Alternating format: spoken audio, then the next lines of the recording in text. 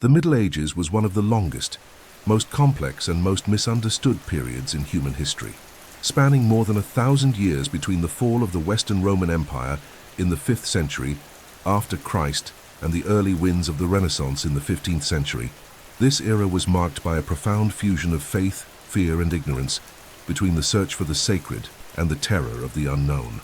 Contrary to the caricature of a time of pure darkness, the Middle Ages was a mosaic of beliefs, practices, narratives, and tensions, a stage where the natural and the supernatural danced together under the vigilant gaze of the church and the people. Within this setting emerged two central figures who shaped the European imagination for centuries: the alchemist and the witch. One was driven by the pursuit of hidden knowledge and the transformation of matter, the other by ancestral wisdom, invisible power, and mastery over the forces of nature. During this millennium of history, medieval Europe became fertile ground for the flourishing of magic, superstition, and persecution. Villagers believed that spirits roamed their homes at night, that potions could heal or curse, that stars influenced destinies, and that certain books held secrets capable of defying death itself. Fear was a constant presence, not just of demons or witches, but also of heretics, sages, and strangers. Ignorance was not merely a lack of knowledge, but a form of protection, and any wisdom that escaped the church's control was immediately associated with danger, temptation, and sin. In this climate of tension, alchemy and witchcraft were forged, one as a mystical science in search of hidden truth, the other as a popular expression of survival and invisible power. Medieval Europe was a world where the line between science and magic did not exist as we understand it today. It was common for monastic scribes to copy alchemical formulas alongside religious psalms. In convents and monasteries, balms, ointments, and potions were created not only for healing purposes, but also for magical ends. In small villages, elderly women with extensive knowledge of medicinal herbs were both revered and feared, a duality that became the essence of the witch figure. Alchemists, for their part, sought the perfection of matter, the mastery of metals, and the revelation of the universe's secrets, all while hiding their manuscripts beneath hermetic symbols and indecipherable riddles to protect them from the uninitiated.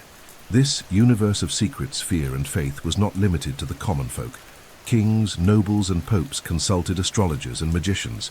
Many rulers made crucial decisions based on astrological readings or prophetic visions. At the same time, the Church strengthened its authority through rituals, relics, and threats of excommunication, consolidating a theology of fear that kept the masses in check.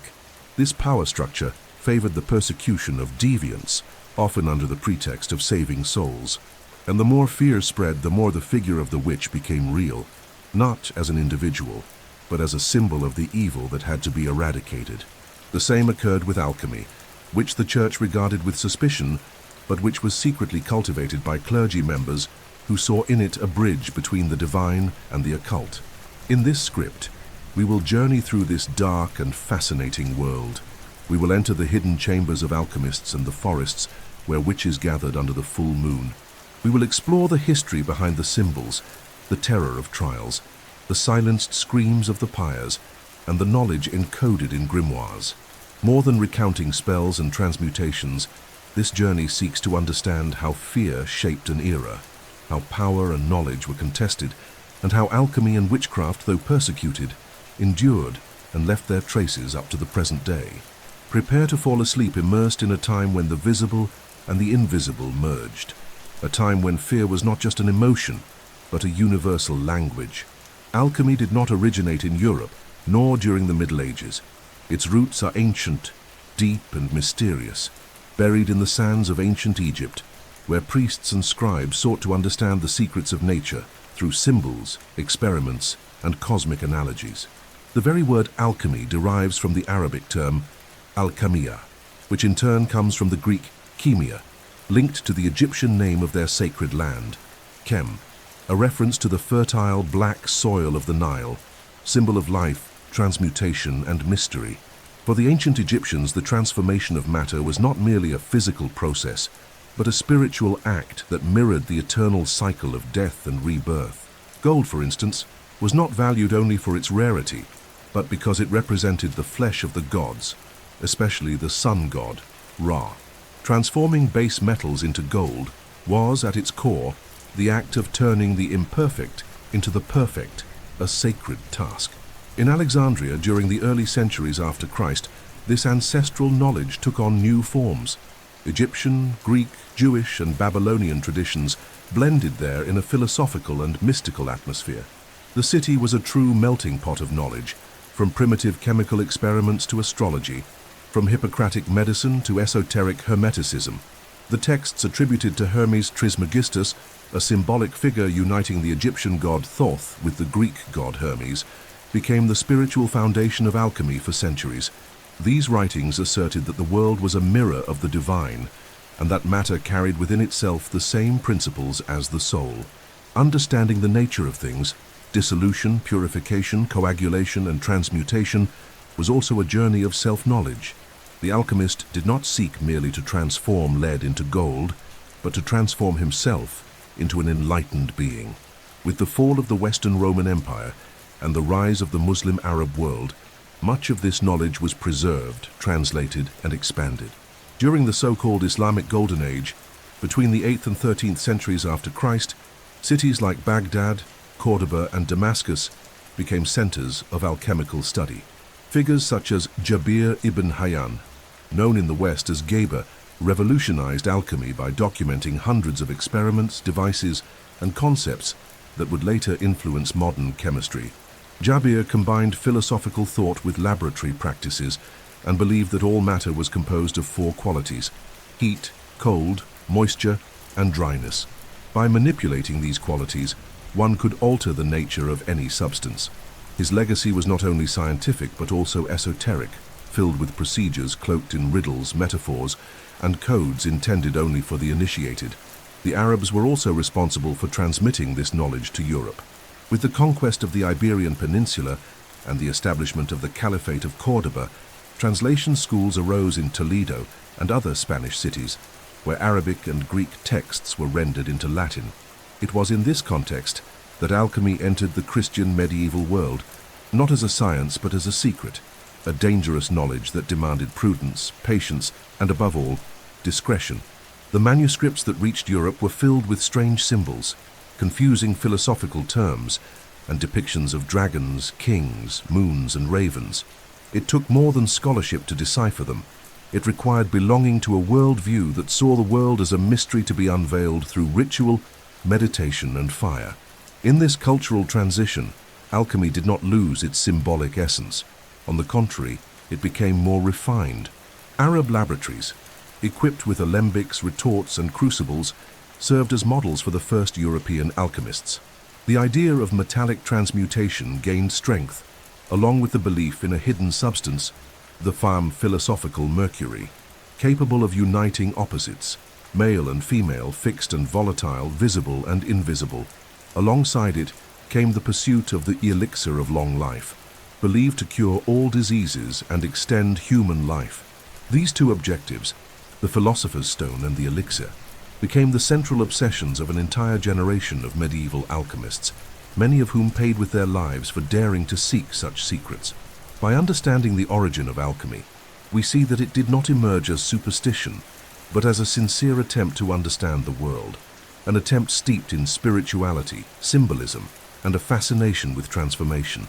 It served as a bridge between ancient and modern thought, between science and religion, between the visible and the occult. And as it entered medieval Europe, bearing the weight of millennia, alchemy merged with Christian beliefs, popular fears, and ecclesiastical repression, creating the fertile ground upon which witches, magicians, and sages would walk the edge of the pyre and the secret. The entry of alchemy into medieval Europe did not happen abruptly but quietly, almost underground, like the whisper of forbidden knowledge crossing borders disguised as philosophy, science, or faith.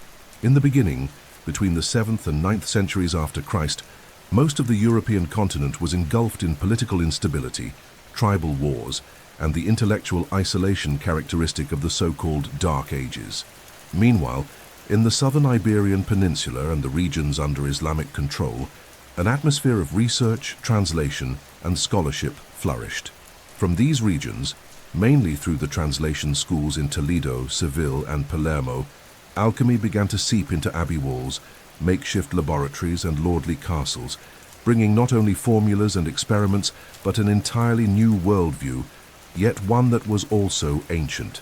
During the 12th and 13th centuries after Christ, the intellectual movement known as the 12th century Renaissance opened the gates for an active recovery of classical knowledge.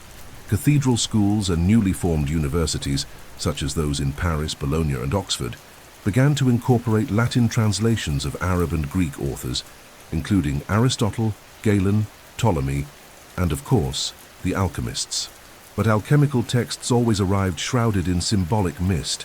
They spoke of prime materials that were not easily identifiable, of dissolution processes that resembled spiritual rituals more than chemical experiments, and of metals that represented soul states more than earthly elements. Medieval thinking steeped in allegory embraced this language, and scholastic monks, many of whom had access to libraries and rudimentary laboratories, became the first translators and commentators of these Eastern secrets. Latin manuscripts on alchemy were filled with warnings, riddles, and metaphors.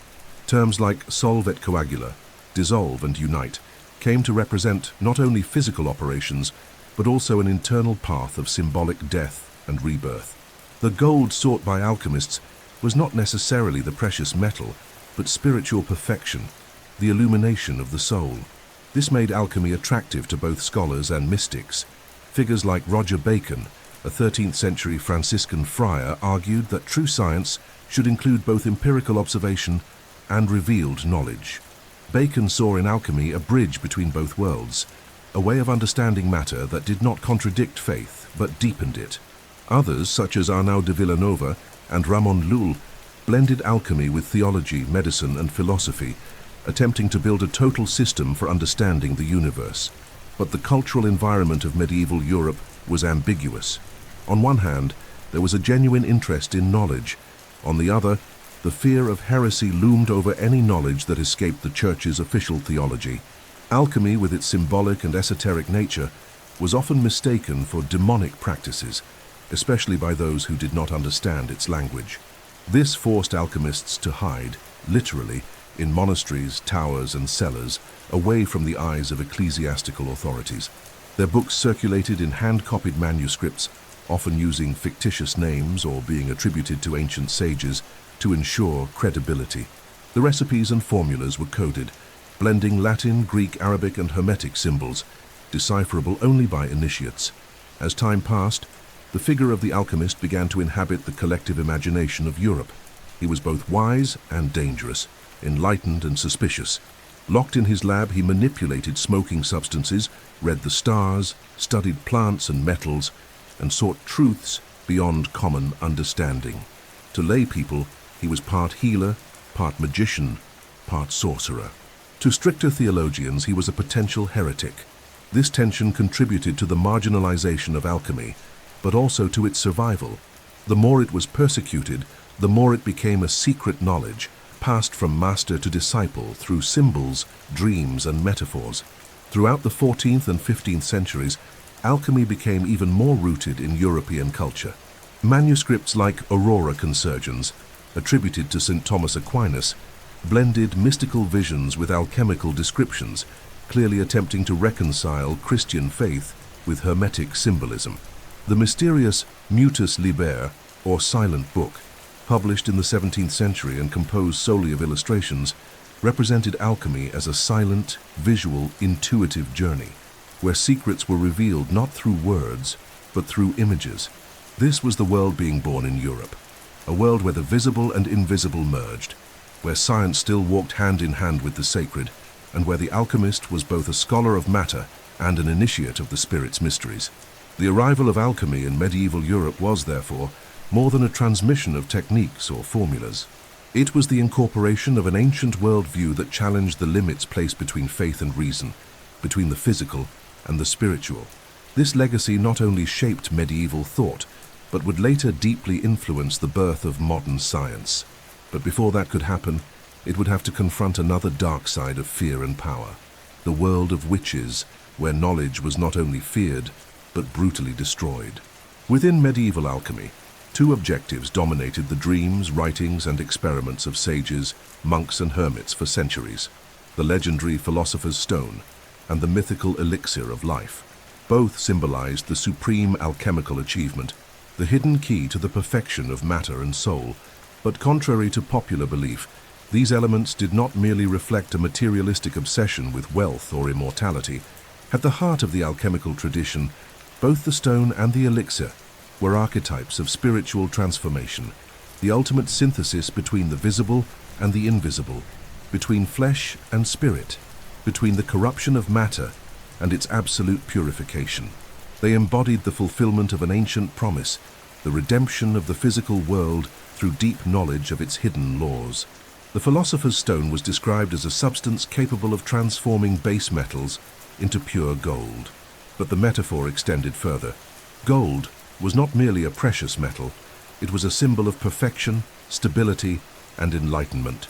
The stone was said to cure all diseases, restore lost balance, and, for the initiated, lead to union with the divine.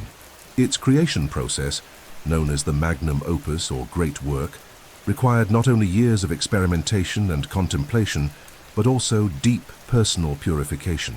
The practitioner had to die to the profane world, renounce pride, ego, and greed, and become a true child of the art.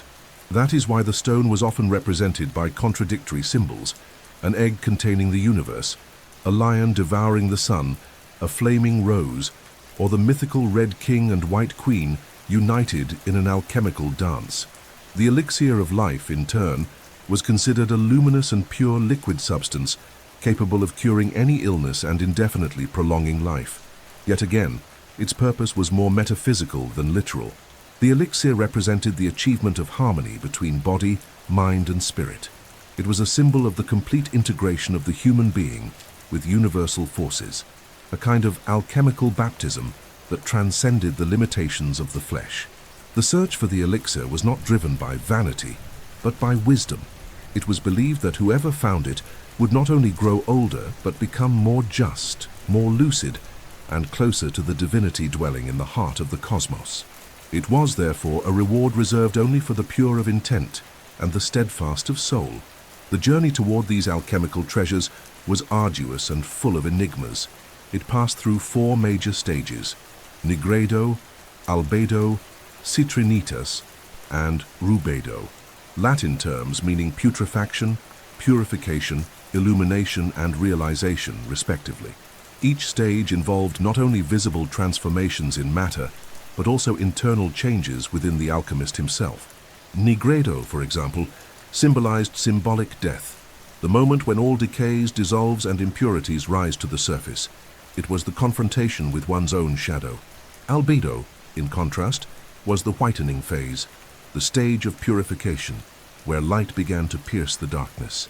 Citrinitas marked the rise of wisdom, discernment, and solar consciousness. Finally, rubedo was the union of opposites, the manifestation of the philosopher's stone, and with it, the redemption of the world. These processes were portrayed in paintings, engravings, and coded books. One of the most famous was Splendor Solis, from the 16th century, which featured richly symbolic imagery: kings being decapitated, dragons devouring themselves, corpses reborn as flowers. Each image was an invitation to awakening, an allegory of the human journey toward transcendence. The writings of Geber, Albertus Magnus, Paracelsus, and others reinforced the idea that the true gold of alchemy was wisdom.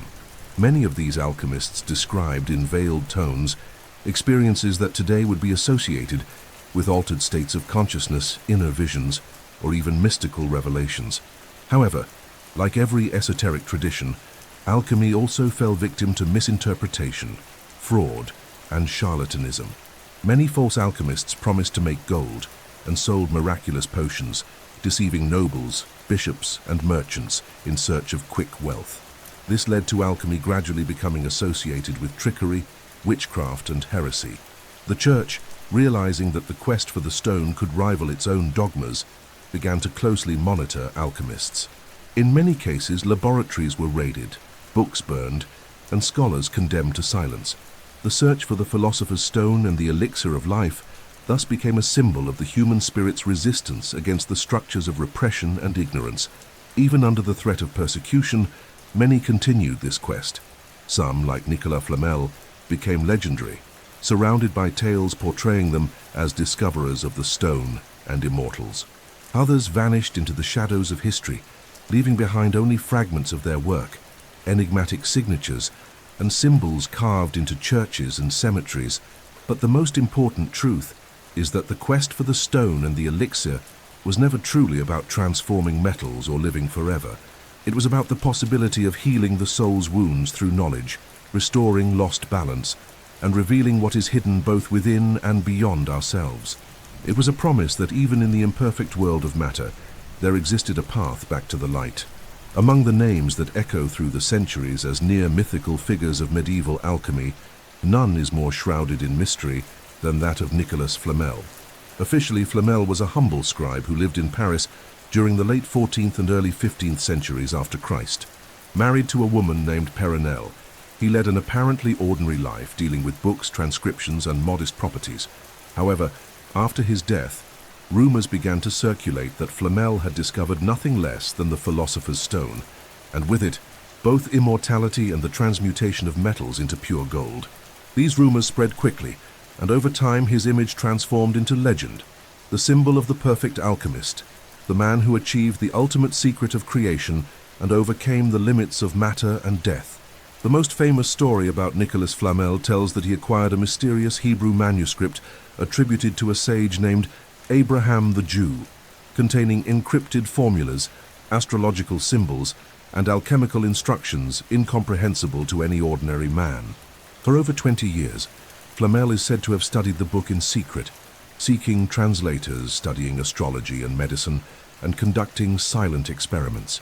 According to legend, after a pilgrimage to Santiago de Compostela, where he met a master initiated in the Kabbalistic tradition, Flamel finally understood the secrets of the manuscript. From that moment on, he supposedly managed to create gold from lead and discovered the elixir of life, which he and Perenelle used to prolong their lives indefinitely. This narrative, though lacking documentary confirmation, had a tremendous impact on European imagination. In the 17th century, many occult and alchemical authors referenced Flamel's deeds as proof of the truth of alchemy. Alleged descendants and heirs of Abraham's manuscript emerged across Europe. His house in Paris, which still stands, was decorated with enigmatic symbols and inscriptions that fueled further rumors about his connection to the occult. On his tomb, which, intriguingly, was found empty, engravings of entwined serpents, six-pointed stars, and symbolic images reinforced the idea that Flamel had not died, but simply disappeared, living secretly as an immortal. This narrative was embraced by writers, mystics, and even modern fiction authors like J.K.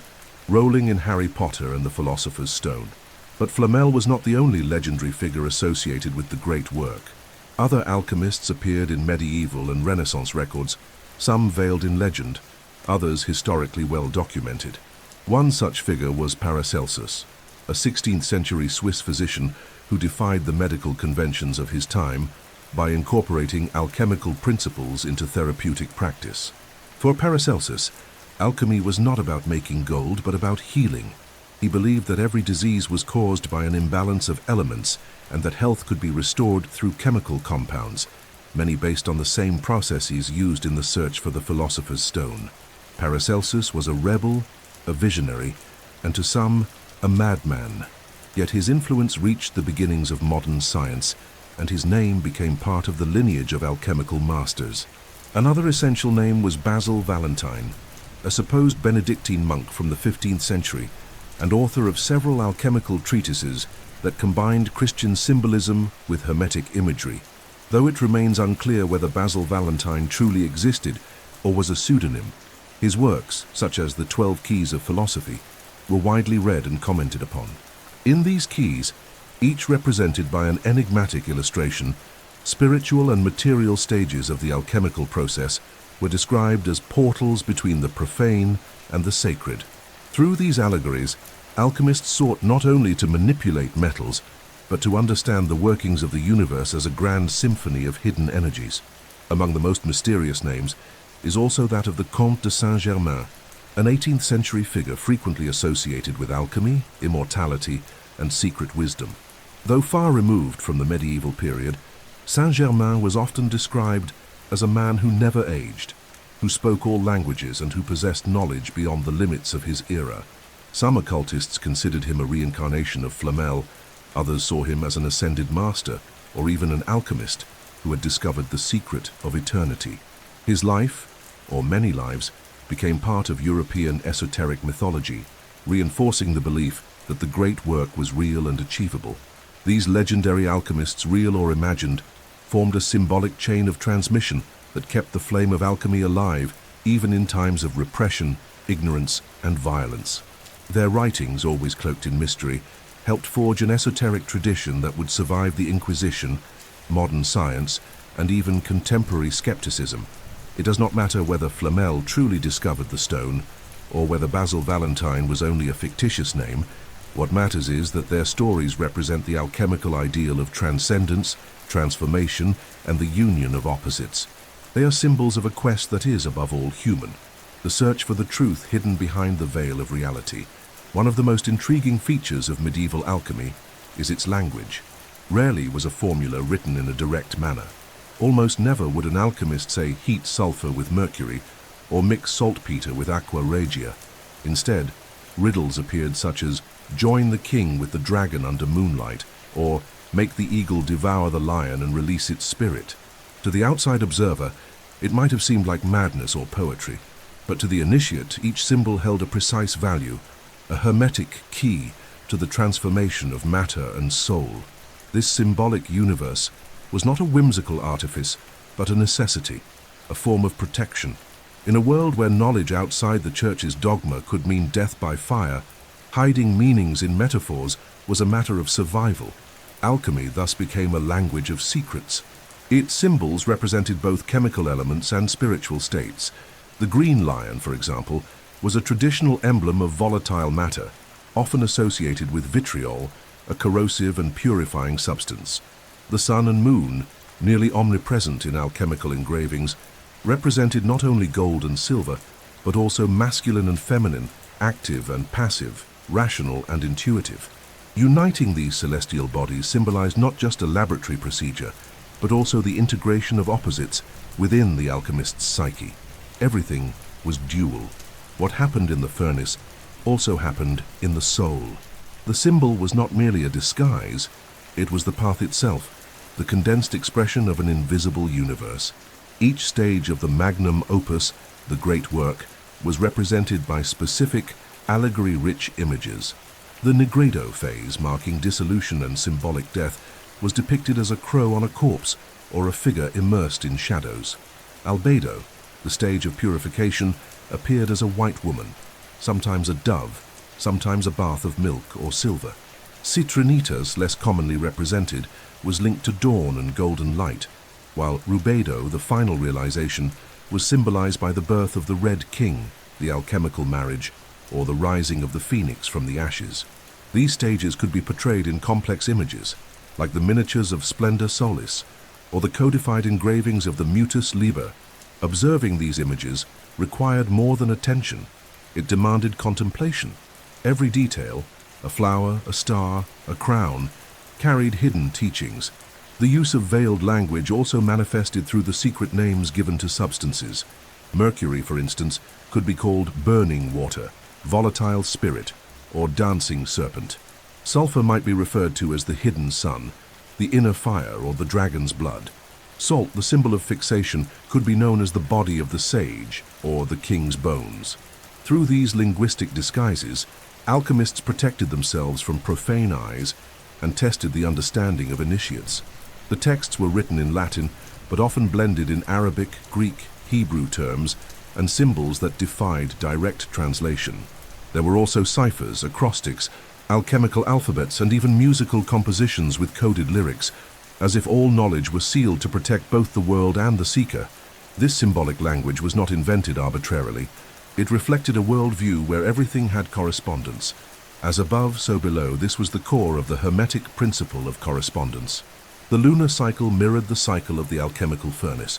The birth and death of the sun in the sky reflected the transformations within the crucible, and the humors of the human body paralleled the processes of dissolution, evaporation, and coagulation. The alchemist lived in a symbolic universe. Everything around him was a mirror of internal and cosmic processes. Every star, every color, every animal was a living metaphor. The laboratory was, therefore, a miniature cathedral, where knowledge was sacred and symbols were silent prayers. Over time, this symbolism expanded into other realms of occult knowledge. The same signs used in alchemy became part of the vocabulary of astrology, Kabbalah, ceremonial magic, and even esoteric architecture. Medieval cathedrals like those of Chartres and Notre Dame were adorned with sculptures blending Christianity with Hermetic symbolism. The stained glass, labyrinths, and reliefs were more than decorations. They were books in stone, accessible only to those who knew how to read with the eyes of the soul. The same applied to the engravings found in grimoires and occult treatises. Nothing was literal, everything was a veil. This coded world, so common in the Middle Ages, also served as a tool of initiation. To understand an alchemical treatise, it was not enough to know how to read. One had to awaken. Unlike direct language, the symbol does not reveal its meaning immediately. It requires time, reflection, experience, and that was the true test of the alchemist.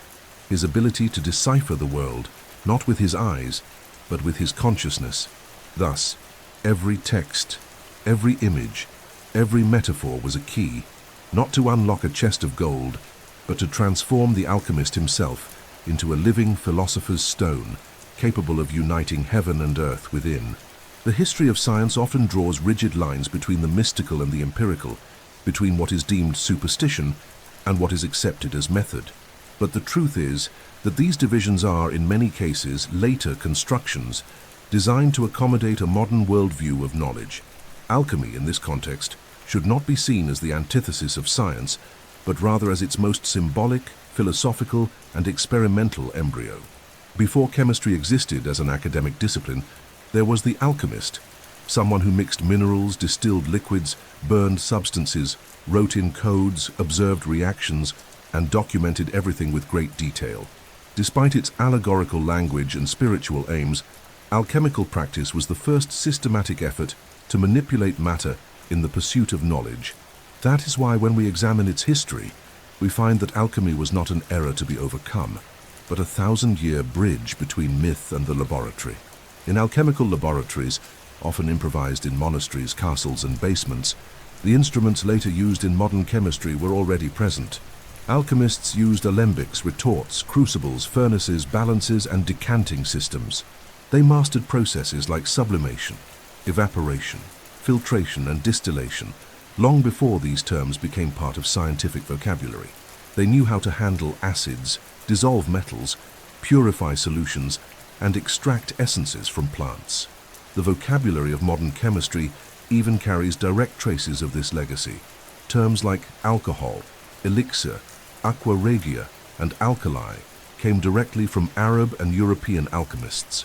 Many of the procedures described in alchemical treatises, albeit adapted, are still used in contemporary laboratories today, though now stripped of the esoteric associations and hermetic symbols that once surrounded them. Beyond the techniques, the very idea of repeated experimentation has its roots in alchemical practice. Although many of their conclusions were symbolic or metaphysical, alchemists valued direct observation of nature. They recorded their failures, adjusted proportions, compared results, and created personal encyclopedias about the behavior of materials. Of course, not all alchemists followed a rigorous method. Many blended superstition, astrology, and intuition, but within that diversity, there was also a core of emerging rationality. Names like Geber, Albertus Magnus, and later Robert Boyle conducted experiments that already required precision, control of variables, and thorough documentation. It's important to remember that for centuries, there was no clear separation between the natural philosopher, the physician, and the alchemist. All were seekers of the truth about matter and life. The birth of chemistry as an independent science in the 17th and 18th centuries after Christ was only possible because of the empirical foundation built in the preceding centuries. When Antoine Lavoisier established the laws of mass conservation and named oxygen, He did so using tools and techniques inherited from alchemy. When Boyle, in his work The Skeptical Chemist, criticized alchemists for their obscure language, he also acknowledged the value of their experimental methods. The rupture between alchemy and chemistry, therefore, was more ideological than technical. The Enlightenment thinkers desired a science free from symbolism, and so they rewrote history as if modern science had emerged from nowhere, ignoring the ancestral path that had led them to that point. But there is something deeper in this process, a change in epistemological paradigm. While alchemy saw matter as something imbued with spirit and hidden meaning, chemistry came to view elements as quantitative, measurable entities devoid of symbolism. Alchemy sought integration between subject and object, between observer and observed. Modern chemistry, on the other hand, distanced the scientist from the experiment in the name of objectivity. This shift was necessary for technological progress, but it also caused us to lose part of a holistic perception of reality. That is why, even today, some return to alchemical texts not in search of gold, but to reflect on the unity of nature, spirit, and consciousness. Alchemy, therefore, did not die. It transformed. Its techniques were absorbed by chemistry. Its philosophy influenced esoteric schools, artists and thinkers like Carl Jung, who saw in alchemy a mirror of the process of individuation of the human psyche. Its imagery continues to inspire films, books, and works of art, and its essential quest to transform the crude into the beautiful, the imperfect into the illuminated, still pulses within the deepest motivations of humanity. Modern chemistry explains the elements. Ancestral alchemy questioned their meaning, and perhaps that is the greatest difference. Alchemy did not just want to know what is, it wanted to understand why it is, and what purpose it serves on our journey. Voiced through this understanding, we come to see that medieval alchemy was not a superstitious mistake, but a transitional language between the mythical world and the empirical world. And it was in this space of tension between emerging science and forbidden mysticism that the figure of the witch would rise, the one who, for mastering popular knowledge, came to be feared, persecuted, and burned. In the dim corners of hidden shelves, within secret abbey libraries, forgotten towers, or beneath the floorboards of condemned witches, rested the grimoires, forbidden books, feared, desired, and revered. These manuscripts, often bound in worn leather, with trembling script, stained pages, and margins filled with mysterious symbols, held the records of knowledge that the Church classified as dangerous. Grimoires were manuals of the occult.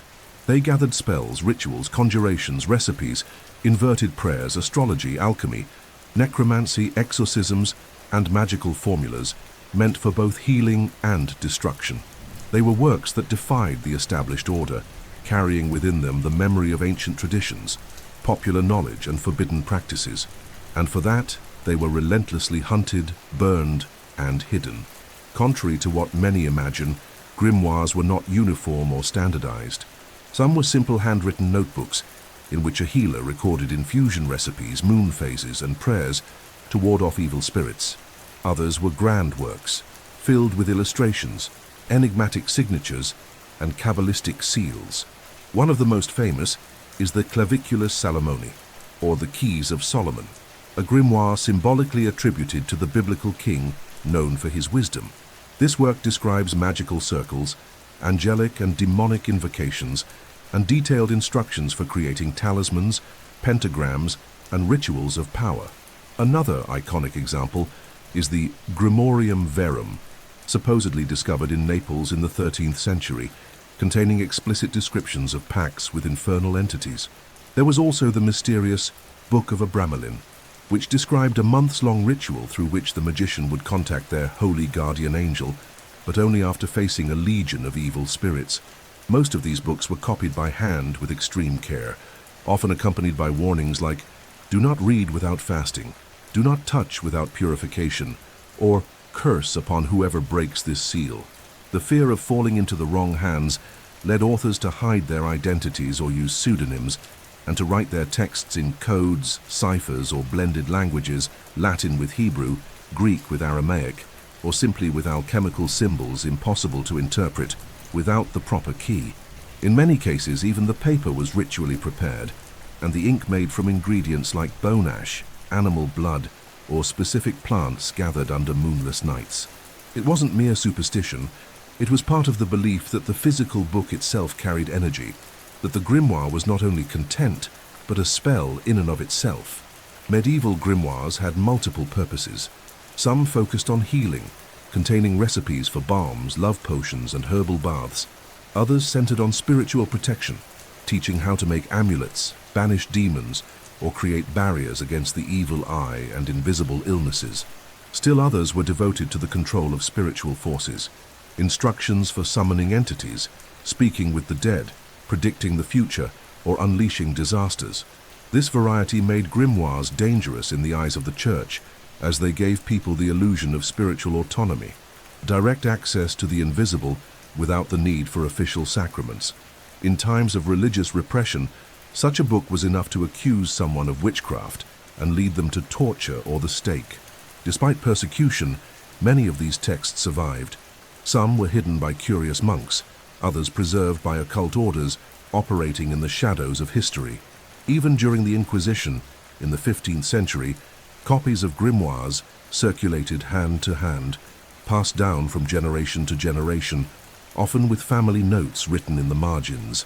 A grimoire was not just a book, it was a reliquary of wisdom, memory, and resistance. Within it were the remnants of an oral tradition that reached back to pagan cults, folk medicine, village rituals, bedtime prayers, and recipes inherited from grandmothers. It was also a silent manifesto against the monopoly on truth, for it declared that the divine could be accessed by anyone brave enough to seek it. Curiously, even in the centuries that followed, grimoires did not disappear. On the contrary, they were reinterpreted. During the Renaissance, they gained more scholarly traits, influenced by Jewish Kabbalah, Neoplatonism, and Arabic astrology. In the 19th century, they resurfaced with force in European occult circles, such as the Hermetic Order of the Golden Dawn, which used grimoires as guides for esoteric rituals. To this day, many of these texts are studied by historians, occultists, and anthropologists, fascinated by their content, symbolism, and cultural influence. Even in the digital age, grimoires continue to draw attention, as windows into a world where word and spell were one, where writing was a form of conjuring, and where knowledge was guarded like an invisible treasure. Grimoires are, in essence, the materialization of the Church's fear and humanity's desire to touch the unknown. They are the writing of the sacred that was banished. And within the pages of these forbidden books rests the spirit of the witch, the mage, the healer, and the alchemist, all those who dared to say that knowledge has no owner, that the invisible can be reached, and that the world is far more than what the eyes can see. Before the term witchcraft was used to define crime, heresy, or pacts with the devil, before the fires of the pyres lit the faces of inquisitorial crowds, the ancient world knew magic as an organic part of life. Long before the rise of Christianity, the pagan peoples of Europe and the Mediterranean practiced a form of spirituality deeply connected to nature, to the cycles of the earth, to the stars, and to the invisible forces that animated the universe. In these traditions, what would later be labeled as witchcraft was, in fact, living religion, empirical science, and ancestral cultural expression. The woman who understood plants and stars was a healer, a priestess, a midwife, a community advisor. The man who read the winds, made offerings to the gods, and interpreted omens was a shaman, a druid, a seer. Both played vital and sacred roles. Celtic, Germanic, Norse, Greek, Roman, Slavic, and Mediterranean cultures were filled with magical practices that were neither clandestine nor hidden, but public and structured.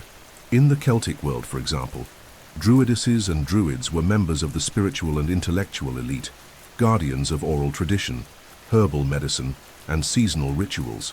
They celebrated the forces of nature through solstice ceremonies in sacred groves, stone circles, and under the full moon. The wheel of the year with its sabbats, like Beltane, Samhain, Imbolc, and Lugnasad, marked collective life, uniting spirituality with agricultural cycles. The gods were many. Female deities held central roles, and magic was seen as a natural extension of human will in harmony with the cosmos. In ancient Greece, the practice of goetia, popular invocatory magic, coexisted with the urgi, divine philosophical magic, and figures like Hecate, goddess of hidden paths, cemeteries, and crossroads, were revered in nocturnal rituals. The Sibyls, priestesses who delivered oracles, were respected as bearers of the god's voice. In Egyptian temples, magic was part of funerary rites and the worship of solar and lunar gods. In Rome, auguries, omens, and auspices guided political and military decisions. Household shrines, ancestral spirits, and small home altars were signs of an everyday religiosity, profoundly magical and far removed from any notion of sin. These traditions shared a worldview we now call animistic, the belief that everything possesses spirit: rivers, trees, stones, animals, words, and rituals. Magical practice was not separate from life. It was a way of living, praying, planting, healing, interpreting destiny. Rituals involved dancing, chanting, smoke cleansing, symbols drawn on the ground, the use of stones, fire, herbs, and offerings. Knowledge was passed down through generations, from woman to woman, elder to apprentice. There were no written dogmas, only shared experiences. The witch, in this context, was the keeper of ancient wisdom, not a marginal or demonic figure. But with the Christianization of Europe, starting in the 4th century after Christ, this world began to be dismantled. Slowly, gods were labeled as demons, rituals as sorcery, and symbols as heresies. Agricultural sabbats became diabolical gatherings. The mother goddess was suppressed and replaced by a single masculine god. The sacredness of the earth was delegitimized, and popular knowledge, once orally transmitted, came to be seen as a threat to ecclesiastical authority. Witchcraft, as it would be known in the following centuries, was born precisely from this process, from the attempt to erase the sacred feminine, to repress ritual autonomy within communities, and to centralize spiritual power in the hands of the church. Thus, the ancient witch, healer, seer, priestess, came to be seen as an invisible threat, an enemy of the faith. It is essential to understand that this transition did not happen overnight. For centuries, pagan practices continued alongside Christian faith, especially in rural areas. In many cases, syncretism was inevitable. Catholic saints took on the roles of ancient gods. Sacred springs became Marian miracle sites. Agricultural festivals were renamed with Christian titles, but the tension remained. Whenever the Church's authority was threatened by crises, epidemics, wars, or heresies, fear was redirected toward the easiest scapegoats: the feminine, the popular, the ancestral. And it was from that tension that the witch hunts would arise. Before the terror of the flames, there was a world where magic was wisdom, a world where looking at the sky meant understanding time, where touching an herb meant knowing its cure, where dancing around a fire was a way to honor the renewal of life. This pagan world, made of myths, roots, songs, and intuitions, was buried under centuries of repression, but never completely extinguished. It survived in the whispers of midwives, in spells murmured in villages, in symbols carved into doorways, and in the dreams of those who, even without knowing, still carry in their blood the memory of a time when witchcraft was simply another name for living in communion with the mystery of the world. Before they were called witches, thousands of women throughout medieval European history held an essential role in their communities. They were midwives, healers, blessing women, folk prayer leaders, traditional herbalists, women who held knowledge of the body, herbs, nature's cycles, pain, and healing. They were consulted not only in times of illness, but also during childbirth, in rites of passage, at harvests, in choosing children's names, and in decisions involving spiritual protection. Their hands understood the signs of fever, the rhythm of the moon, the precise way to prepare a tea, the exact moment to apply an ointment. They were both hospital and temple in villages that had never seen a doctor, in times when formal medicine was a privilege reserved for monks or unreachable by the poor. And it was precisely because of their effectiveness and autonomy that they eventually became targets of repression and institutionalized fear. These women carried a knowledge not from books, but from lived experience, accumulated through centuries of oral tradition, passed from mother to daughter, from grandmother to granddaughter. They knew when to cut the umbilical cord, how to prepare calming baths, and which leaves to crush to stop bleeding or ease labor. Some also acted as spiritual mediators, performing blessings to remove evil eye, drive away bad spirits, ease childhood convulsions, and relieve adult nightmares. Their prayers mixed Latin with local dialects, crosses with ancient gestures, Christian faith with invocations reminiscent of forgotten earth gods. They did not see themselves as witches. In fact, many were respected, even secretly sought out by the most devout, and at times feared for their ability to touch the invisible. But it took only one inexplicable misfortune, a sudden death, a failed crop, a child's fever, for admiration to turn into suspicion. The greatest issue wasn't just what they did, it was what they represented. In a society where the church controlled both body and soul, a woman who held knowledge outside ecclesiastical authority became a threat, especially when that knowledge involved the female body, something priests could neither control nor fully understand. The midwife, who witnessed birth and death, dealt with mysteries theology preferred to ignore. The herbal healer challenged clerical remedies and the belief that healing could only come from God. The blessing woman, who warded off evil with words and gestures learned in childhood, rivaled official exorcisms. In many villages, these women held more credibility than the priests themselves, and that for a church striving to suppress heresy and consolidate power was intolerable. In the records of the Inquisition, many of these women appear accused not for doing harm, but for knowing too much. They knew the names of herbs that induced abortion, of mushrooms that caused visions, of barks that cleansed the body, of ointments that brought deep dreams. They knew how to make soaps, perfumes, teas, and animal remedies. They knew how to harvest silently, to plant in secret, to use ash, salt, and smoke to ward off illness. They knew that illness sometimes came from the soul, and that listening, comforting, feeling the pulse, repeating a prayer, or simply offering warm tea could begin to heal the body. And this gentle, domestic, intimate wisdom was seen as subversive. With the rise of ecclesiastical tribunals and the hardening of religious repression between the 15th and 17th centuries after Christ, these women were hunted with increasing intensity. The image of the witch began to incorporate features of the herbalist, solitary women, often elderly, with knowledge of plants, who spoke to themselves, assisted in childbirth, and lived outside of official dogma. Many confessions extracted under torture cited magical recipes that were, in reality, known herbal remedies. Others described night flights, pacts, and transformations likely derived from the psychotropic effects of plants such as mandrake, belladonna, or datura, plants these women knew well and used with care. Modern medicine would later confirm that many of these substances indeed had sedative, hallucinogenic, or anesthetic properties, but the damage had already been done. Thousands of women, and some men, were hunted, hanged, tortured, or burned alive for doing what their ancestors had done for centuries. Their names vanished from the records, but their practices survived, hidden in rural regions, blended into popular religion, disguised as folk remedies or superstitions. Even today, in the outskirts of big cities and deep countryside, one can find blessing women, midwives, and healers who recite ancient prayers, apply homemade ointments, and know the right moment to harvest rue or Guinea herb. They are direct descendants of those wise women, survivors of a knowledge that was nearly erased, but endures silent, like a herb that grows again even after the fire.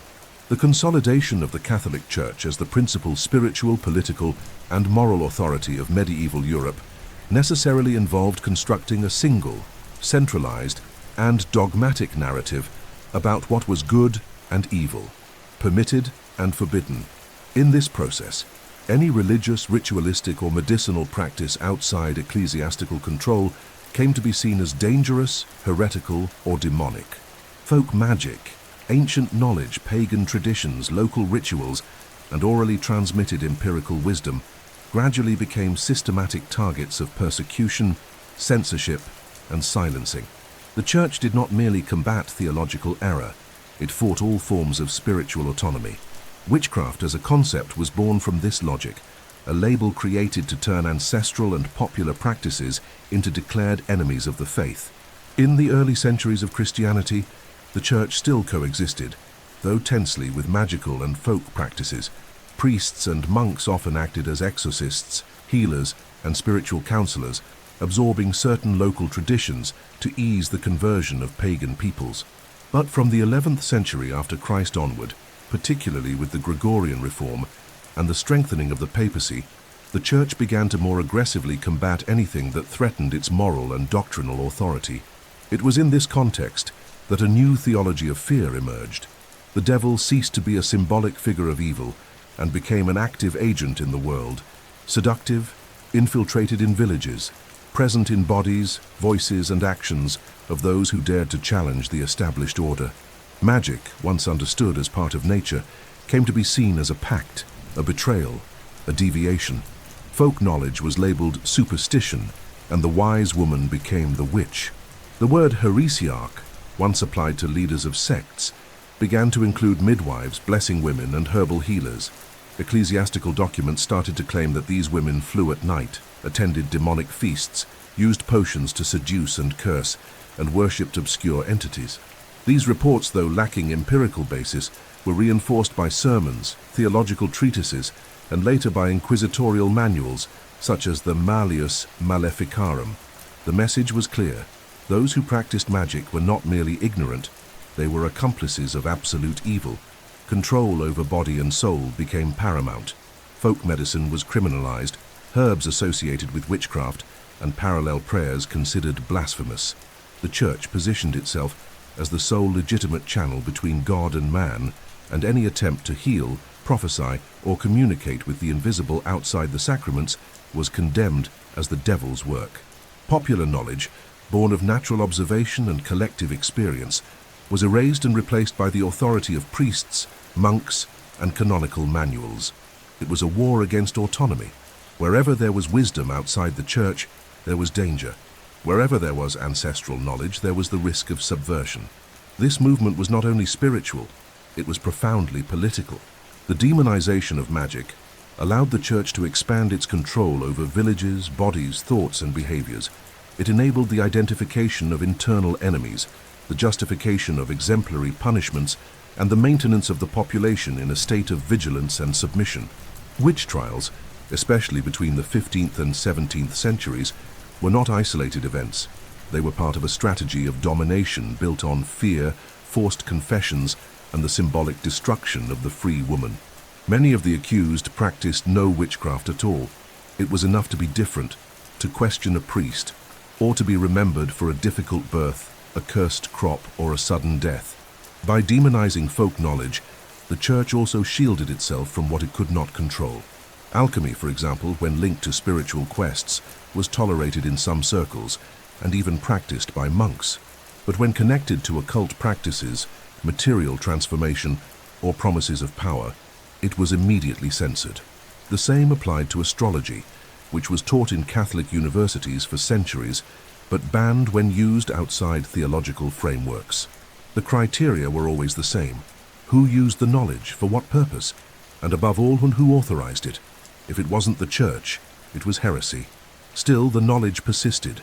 In monastery library basements, copies of grimoires continued to circulate.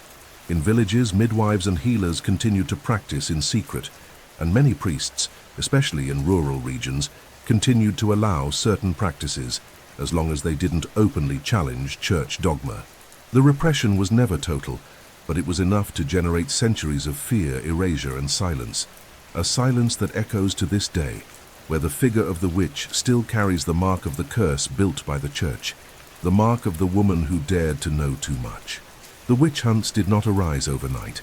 They were the result of centuries of symbolic construction, theological indoctrination, and institutional control over the collective imagination. The witch, as a demonic figure, as a woman allied with evil, as an invisible threat to society and the faith, was an ideologically engineered project, a necessary monster created to justify tribunals, torture, executions, and exemplary punishments. The Inquisition was the central mechanism of this system. More than a court, it was the armed wing of theological fear, capable of infiltrating remote villages, turning suspicion into confession, and transforming silence into guilt. Under its authority, witchcraft ceased to be seen as rural superstition and became a crime against the state, a crime against God deserving the maximum penalty. The medieval Inquisition, officially founded in the 13th century after Christ by Pope Gregory IX, was initially created to combat heresies such as Catharism, Waldensianism, and other movements that threatened Catholic orthodoxy.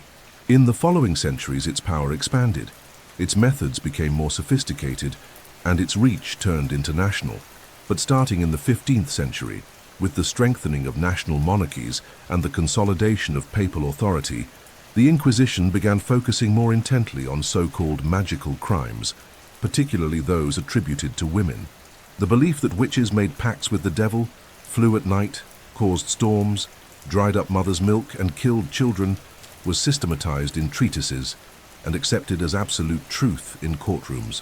The publication of the Malleus Maleficarum in 1487, the Hammer of Witches, marked a turning point in this process. Written by Inquisitors Heinrich Kramer and Jacob Sprenger, this manual became the key reference for witch trials across Europe. In it, women were portrayed as more prone to sin, weaker in spirit and more inclined to lust, and thus naturally more likely to serve the devil. The text was explicit. All witches deserved death. There was no way out. Once accused, a woman was almost always condemned. The Malleus authorized torture, psychological manipulation, and spiritual blackmail to extract confessions. A mere rumor, a wave of collective delirium, or a denunciation born of envy or revenge was enough to launch a tribunal and begin the cycle of violence. The inquisitorial logic was relentless. Those who denied guilt were tortured until they confessed. Those who confessed validated the official narrative. Those who died under torture were guilty anyway. Even the dead were judged. In many cases, buried bodies were exhumed, burned in public squares, their possessions confiscated, and their families dishonored. The property of the accused witches became, in fact, part of the incentive for accusations. In many trials, the church and local nobles directly benefited from the conviction of women accused of sorcery, as their lands and assets could be seized. Thus, the persecution also became a mechanism of economic expropriation and domination. The fires spread. Between the 15th and 18th centuries after Christ, it is estimated that tens of thousands of people were executed for witchcraft in Europe.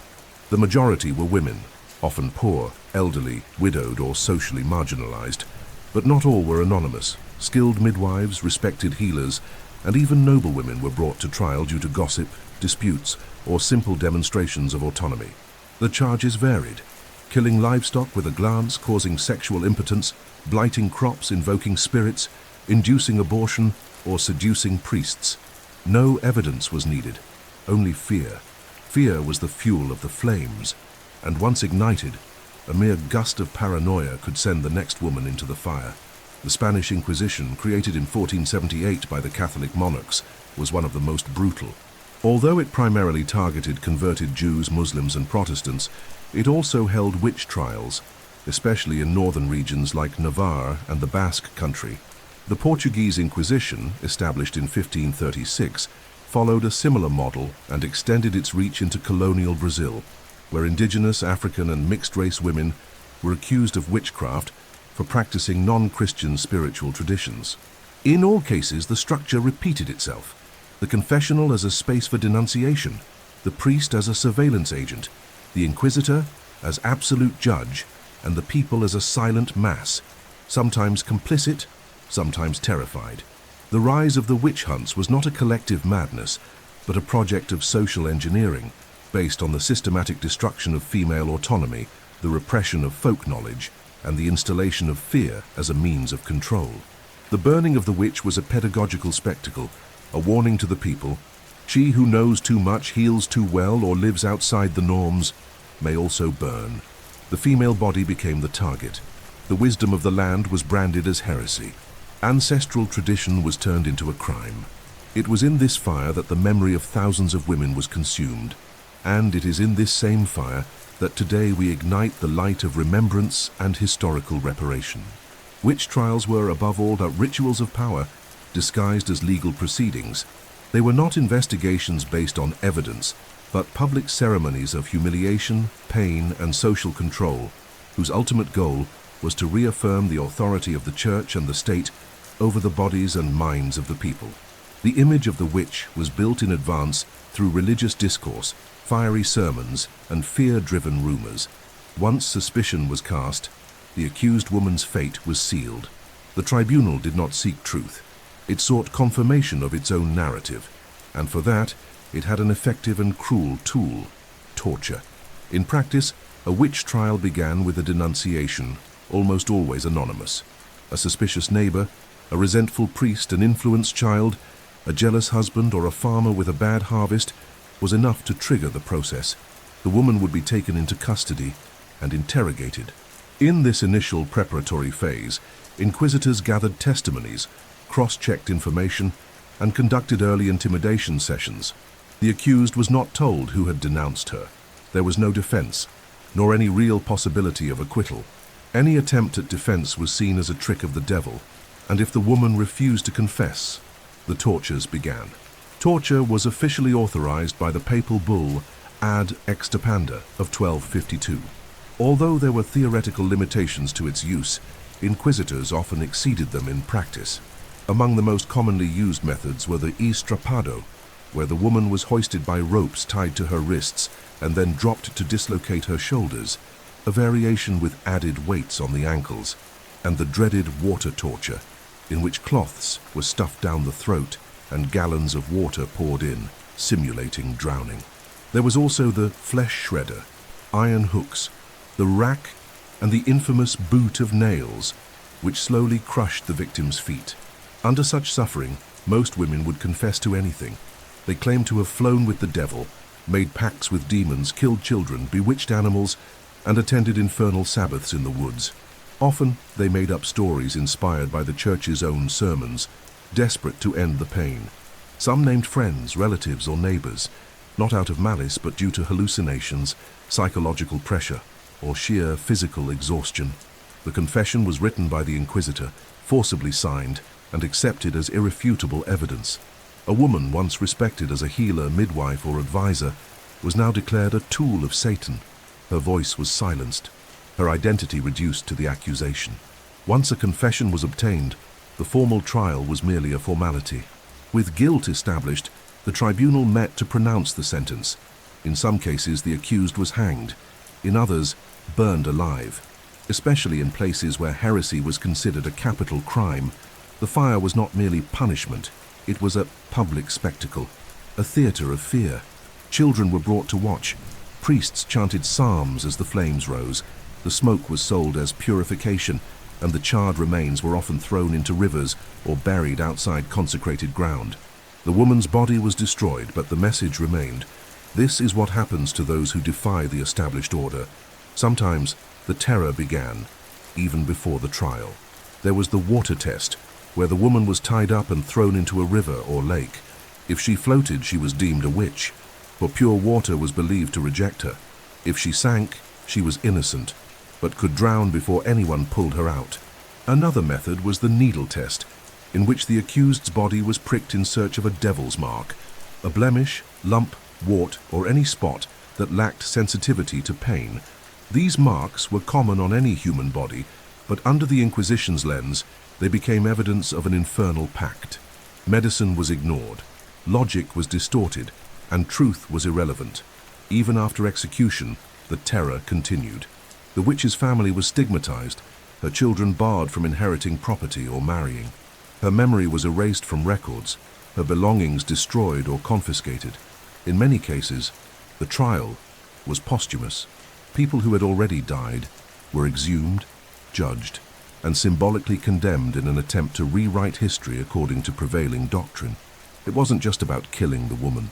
It was about erasing the very possibility of her existence, killing the midwife, the healer, the herbalist, the woman who knew. Ultimately, it was about killing the symbol of feminine resistance against the monopoly of faith and reason. Witch trials were not isolated errors of the past. They were systematic instruments of control, used for centuries to suppress autonomy, repress ancestral knowledge, and spread fear. Thousands of people, the vast majority of them women, were destroyed not for committing evil, but for existing beyond the limits drawn by power. Today, their stories re-emerge like silenced screams passed through generations, demanding memory, justice, and names. And by telling their stories, even in whispers, we light a flame that does not burn, but illuminates what history tried to bury. Few books in history have been as perversely influential as the Malleus Maleficarum, or in English, The Hammer of Witches. Published in 1487, amid fear, religious fanaticism, and the persecution of women, this treatise would become, over the following centuries, the official manual of the witch hunts throughout Christian Europe. Its title made its intent clear: to be a weapon against women who challenged the established order, a theological and legal justification for their persecution, torture, and death. More than just a book, the Malleus was an instrument of institutionalized indoctrination, a symbolic and literal weapon used to destroy the feminine folk knowledge and individual autonomy under the pretense of faith. Its authors were two German inquisitors, Heinrich Kramer, Institoris, and supposedly Jacob Sprenger, although there are doubts about the latter's actual involvement. Both were members of the Dominican Order, the Church's intellectual arm known for its theological rigor and inquisitorial activity. Heinrich Kramer, in particular, had already been reprimanded for his abusive treatment of accused witches, especially in the Innsbruck region, where his actions caused outrage and scandal. In response to this local rejection, he decided to write the Malleus, seeking to validate his methods with theological backing and ecclesiastical support. The text was printed with apocryphal approval from the University of Cologne and later received implicit endorsement from Pope Innocent VIII through the papal bull Summis Desiderantes Effectibus, issued just months earlier to encourage the fight against witchcraft in Germany. Divided into three parts, the Malleus Maleficarum follows a ruthless structure. In the first part, the authors argue, based on theology and supposed biblical passages, that witchcraft is real, that it is caused by the devil, and that women are naturally more prone to sin due to moral weakness, emotional instability, and excessive libido. The second part offers detailed descriptions of alleged acts of witches, from conjuring storms and preventing Christian couples from having intercourse to infanticide, satanic pacts, nocturnal flights, shape-shifting, and participation in demonic orgies. Finally, the third part teaches how to identify, arrest, interrogate, torture, extract confessions, and condemn these women, providing inquisitors with detailed instructions on how to bypass local laws, disregard lack of evidence, and expedite executions. The Malleus language is dry, authoritarian, and deeply misogynistic. Women are portrayed as inferior, irrational, vain, envious, and resentful, natural targets of the devil. The book's central idea is that woman, as a fragile vessel, is the preferred gateway for evil into the world of men. This justified not only her persecution, but her exemplary punishment. The text claims, for example, that female love is stronger than faith, and thus many surrender to the devil out of desire or loneliness. In other passages, it asserts that woman is poorly formed from birth, and that her presence in the church must always be watched. The witch, therefore, was not an exception. She was a latent possibility in every living woman. The impact of the Malleus Maleficarum was devastating. Over the next 300 years, it was reprinted dozens of times, circulated through ecclesiastical courts across Europe, and became the primary legal basis for witch trials in regions such as Germany, Switzerland, France, Italy, and England. Especially in Central Europe, where religious conflicts intensified and economic crises deepened social instability, the book served as a catalyst for violence. Entire towns saw dozens, sometimes hundreds, of women accused of witchcraft based on its instructions. Inquisitorial logic became self-sustaining. One accusation was enough to arrest. One torture was enough to extract confession. One execution was enough to silence. And the Malleus was there at every step, guiding the hands of the executioners. The book also influenced society beyond the courts. It shaped the European imagination of what a witch looked like: an old, poor, isolated woman with body marks, a cat or crow, a healer, a midwife, or simply someone who lived alone. This image would be perpetuated for centuries in literature, art, and popular superstitions. The fear of the witch, cultivated by pages written by men cloaked in faith, took root in culture like an invisible poison. Even after the fires died out, the symbolic legacy remained, now transformed into stigma, exclusion, and silence. Over time, the Malleus Maleficarum came to be criticized, rejected, and finally condemned by more enlightened sectors of the church and humanist thought. But the damage had already been done. Thousands of lives were destroyed in the name of its pages. Witch burning, far from an isolated aberration, was a carefully structured project, fueled by manuals like this, which translated fear into instructions, dogma into verdicts, and prejudice into law. Today, to read the Malleus is to descend into a chasm of institutionalized horror, a stark reminder that words, when cloaked in authority, can become as deadly as the fires they ignite. For centuries, official history tried to paint the witch as a villain, a wicked sorceress, an instrument of the devil, or a figure deformed by madness and perversion. However, behind this narrative imposed by inquisitors, theologians, and male authorities lies a deeper, more human, and above all, more political truth. The witch was, in many societies, a symbol of female and cultural resistance, a guardian of ancestral knowledge that the church, the state, and the lords of faith sought to erase. She was persecuted not for doing evil, but for knowing too much, for living on the margins, for representing a form of power that needed no altar, no pulpit, no divine coronation. The witch was the woman who, in silence, sustained her community with her knowledge, and for that, she became a threat. Witchcraft, in this sense, can be understood as a form of historical insubordination. In times when women were forbidden from studying, teaching, inheriting property, participating in public life, or even handling their own childbirths, witches existed as cracks in the system. They healed where doctors failed. They listened where priests silenced. They protected where men punished, and above all, they transmitted knowledge. Their bodies were both archive and instrument. They knew which plant cured fevers, which ritual calmed children, which smoke repelled plagues. They knew the lunar cycle, the harvest time, the signs of the weather. They knew how to prepare, give birth, and bury. The knowledge of witches was embodied, practical, circular, the exact opposite of the vertical and dogmatic authority of the church. Thus, their elimination was also an attempt to eliminate autonomous and communal femininity. The pyre was not only a punishment, it was a symbolic purification, erasing memory, legacy, body, traces, and names, but not even fire succeeded, because even in flames the witch endured. Her knowledge was whispered, hidden in family rituals, camouflaged as folk remedies and tradition or superstition, and even where fear reigned, she returned, in dreams, in stories, in myths, in shadows. She survived in women's chants, in collective acts of care, in herb circles and ancient prayers passed through generations. Witchcraft was, and still is, an expression of cultural resistance.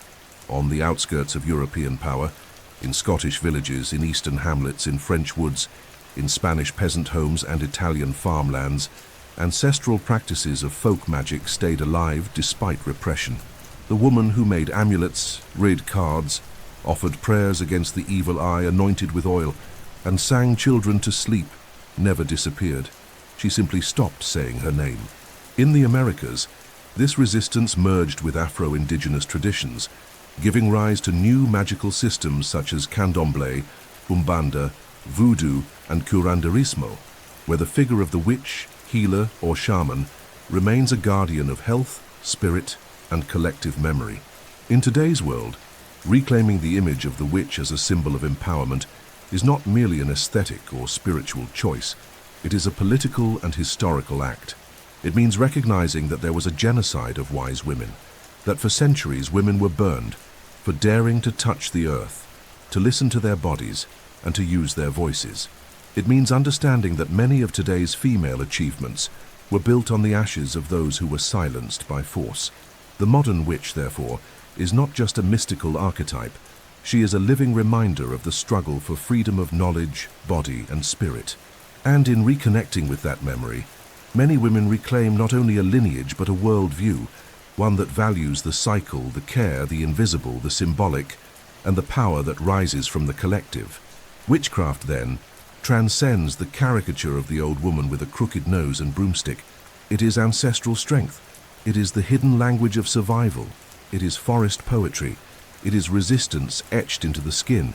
It is denied science later rediscovered. It is ritual and root. It is, above all, the refusal to accept that there is only one way to live, to heal, to know, or to believe.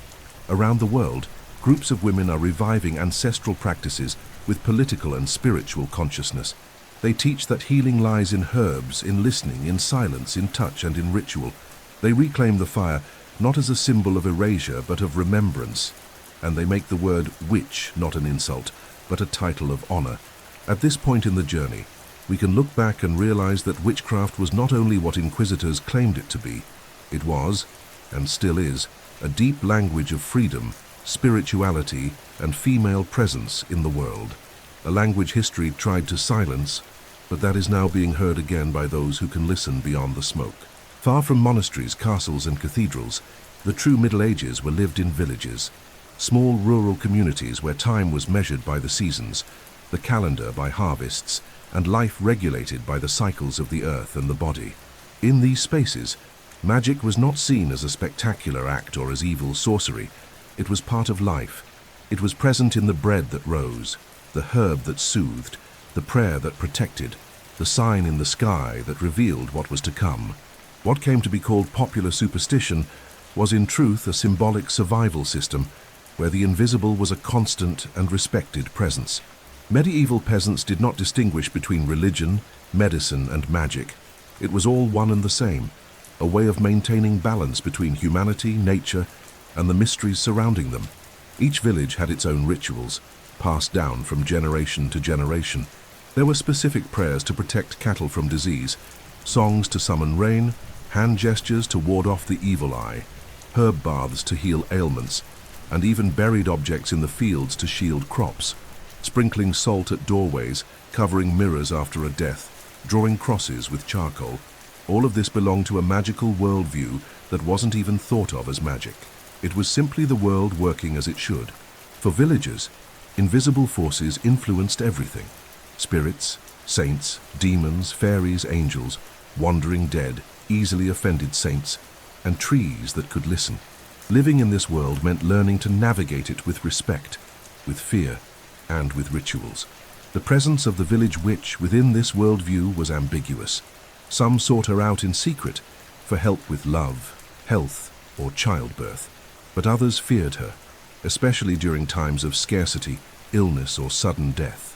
When things slipped beyond understanding, a plague in the wheat, a silent baby, sour milk, magical explanations were often the first to arise, and in those moments, fear turned toward the other, the solitary woman, the one who walked at night, who knew too much, who didn't attend mass, who didn't smile. The material insecurity of rural medieval life fostered the creation of scapegoats. That's why everyday magic could, from one day to the next, become an accusation of witchcraft. But in times of normality, magic was celebrated. Seasonal rituals, many inherited from pagan traditions and adapted to the Christian calendar, became collective moments of joy. On summer solstice, bonfires were lit to ward off evil spirits and protect the harvest. In winter, masked dances and festivities were held to scare away death and celebrate fertility. At planting, offerings were made to the land. At harvest, thanks were given to the skies. Amulets were everywhere. Cloth pouches stuffed with herbs, dry branches hung over doors, saint medallions mixed with moonstones.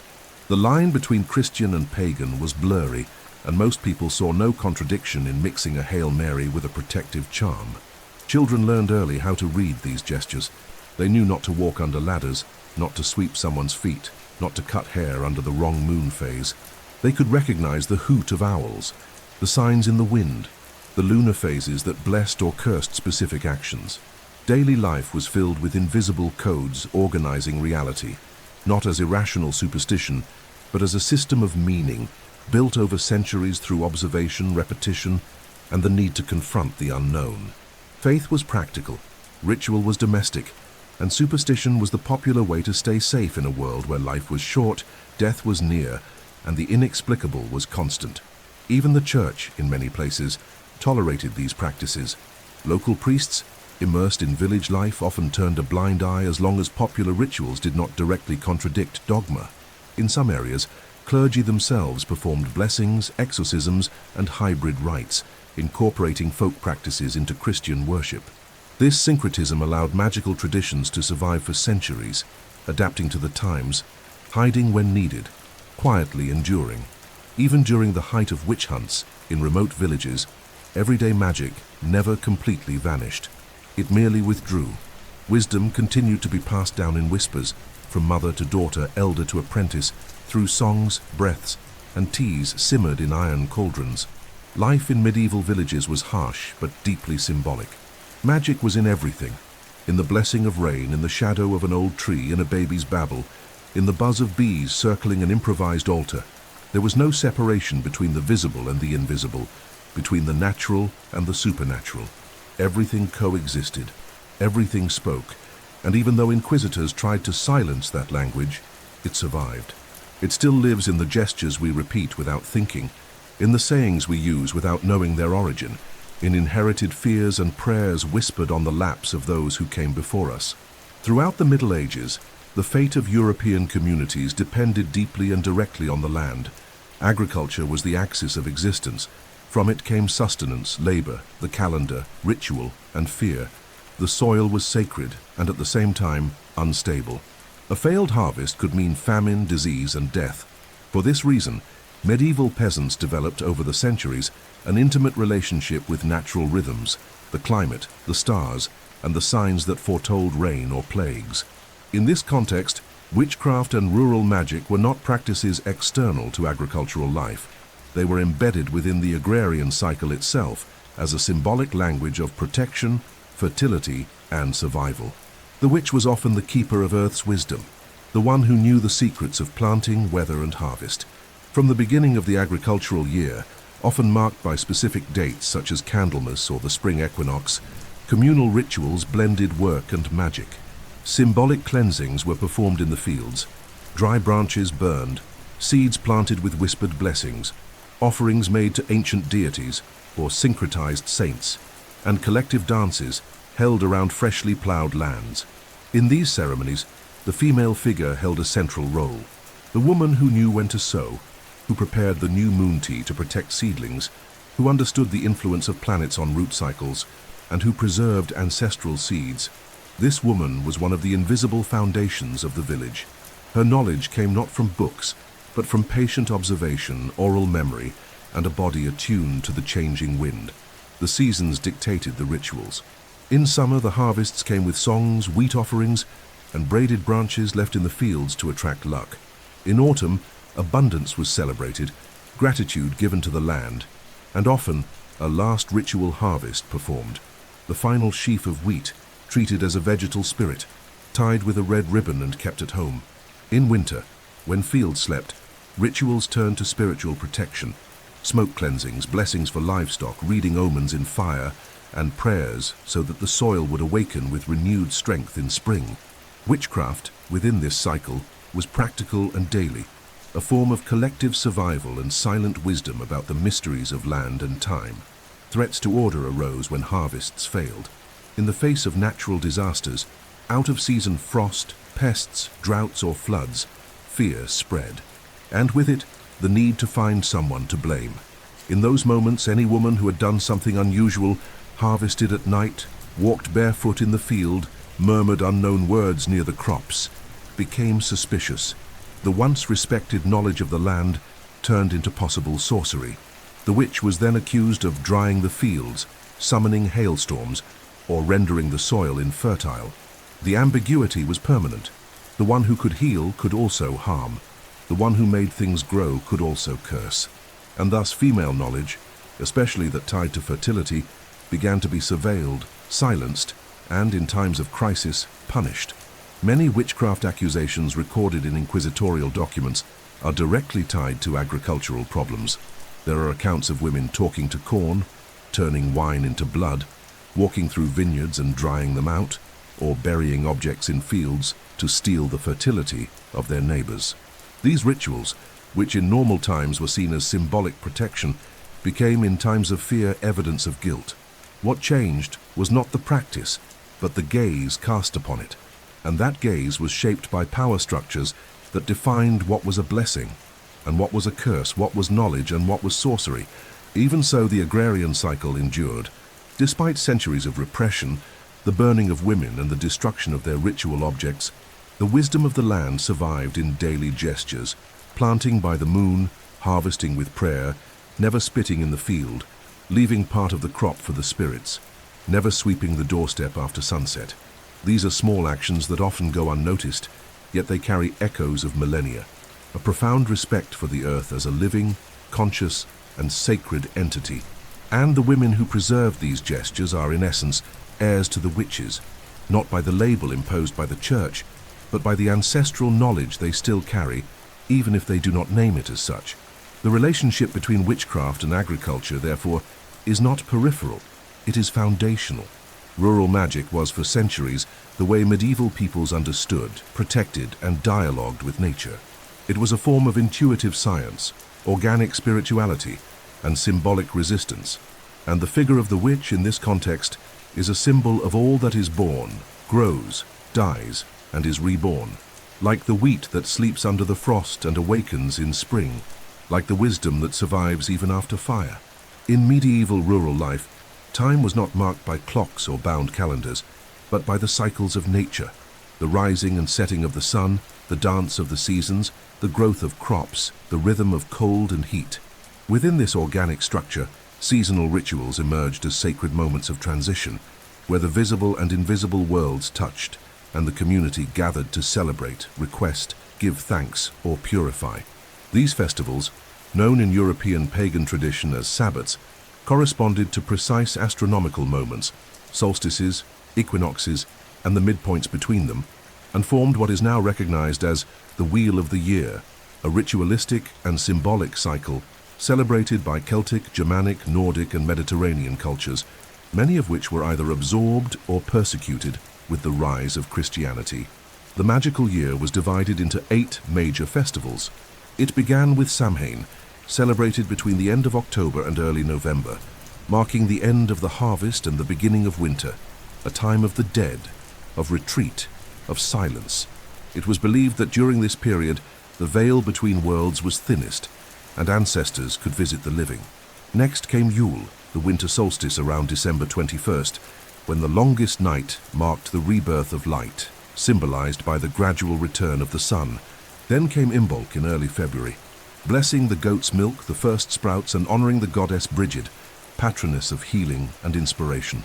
Ostara, at the spring equinox in March, celebrated the balance between light and darkness, and the full awakening of life. The height of fertility was celebrated at Beltane between April and May, with bonfires, dances, fertility rituals, and symbolic sexual unions between nature deities. It was a festival of fire, youth, and passion. Next came Letha, the summer solstice, celebrating the peak of solar power and abundance. Lammas, or Lughnasadh, in early August, marked the first harvest with offerings to the earth and community games. Finally, Mabon, the autumn equinox in September, closed the cycle of light with gratitude for the fruits and preparations for the coming darkness. Each of these moments had its own symbols, colors, foods, songs, and rituals.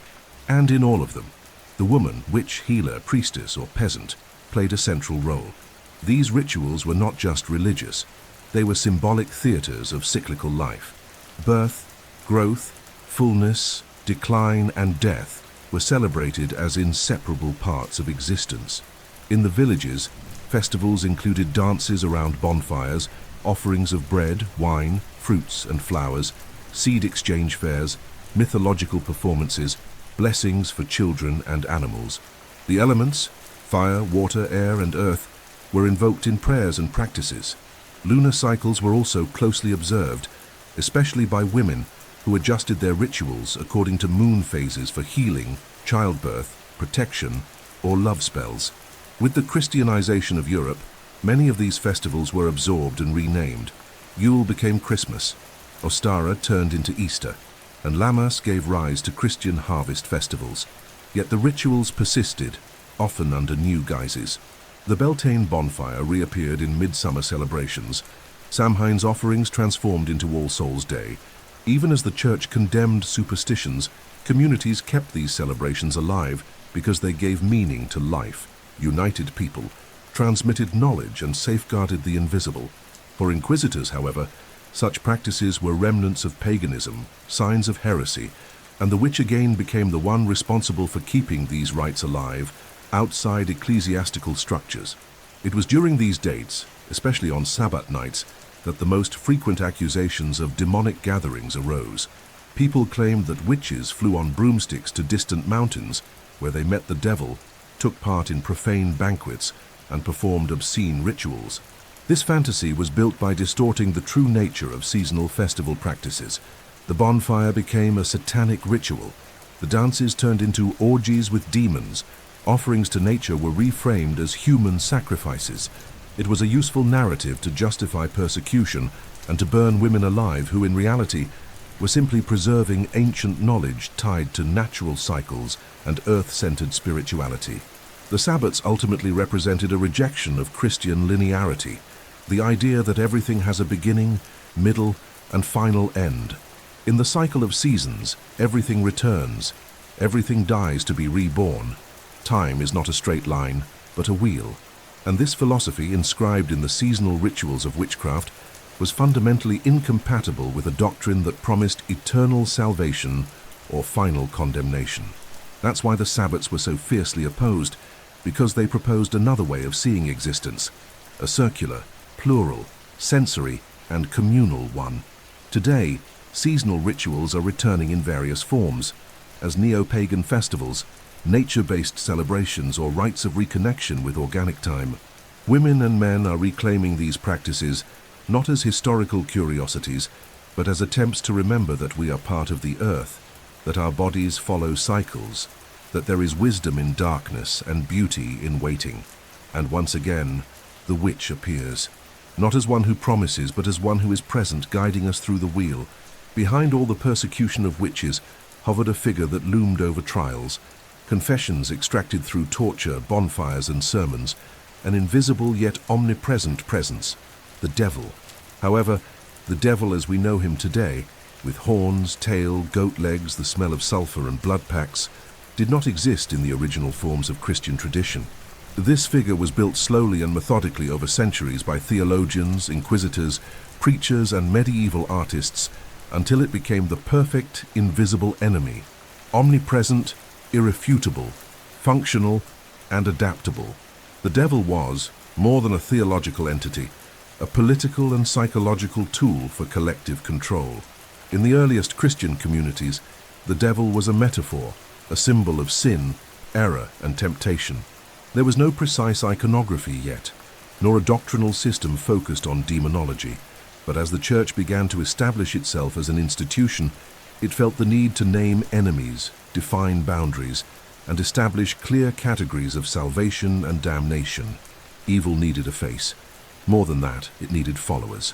The witch was then transformed into the devil's devotee, the woman who sold her soul in exchange for earthly power, who copulated with the evil one, who took part in black masses, who signed contracts in blood, and blasphemed against God. This construction was essential not only to justify repression, but also to create a coherent narrative of evil.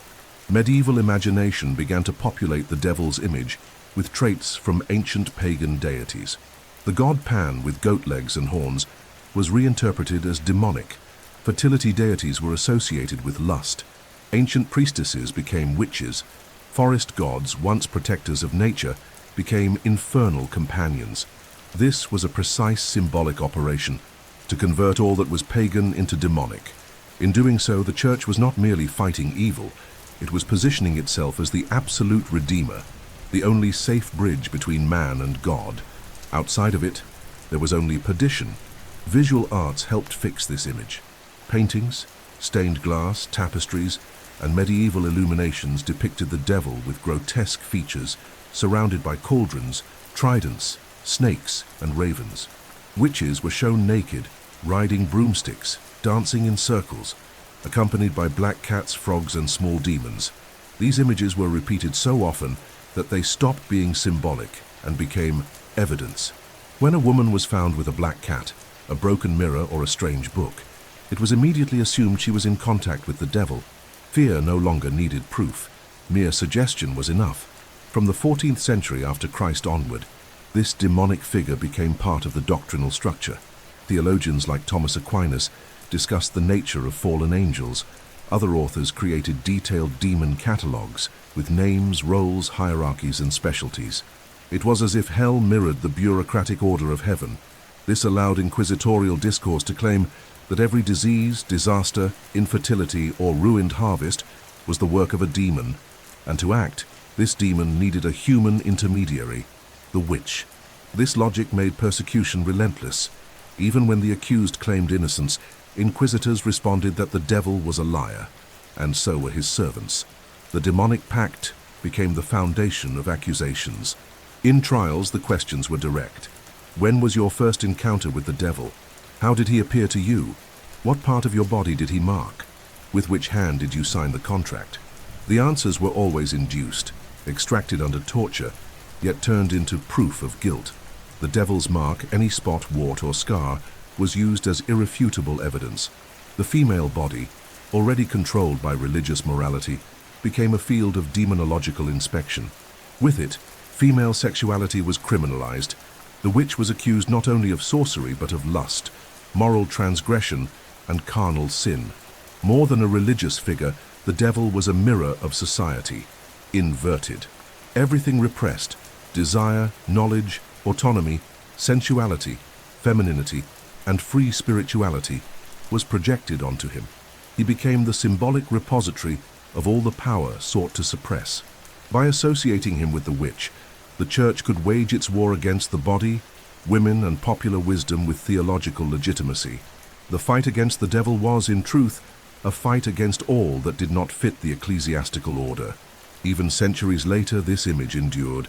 The devil, invented in the Middle Ages, influenced courts, popular legends, literature, painting, theater, and later cinema.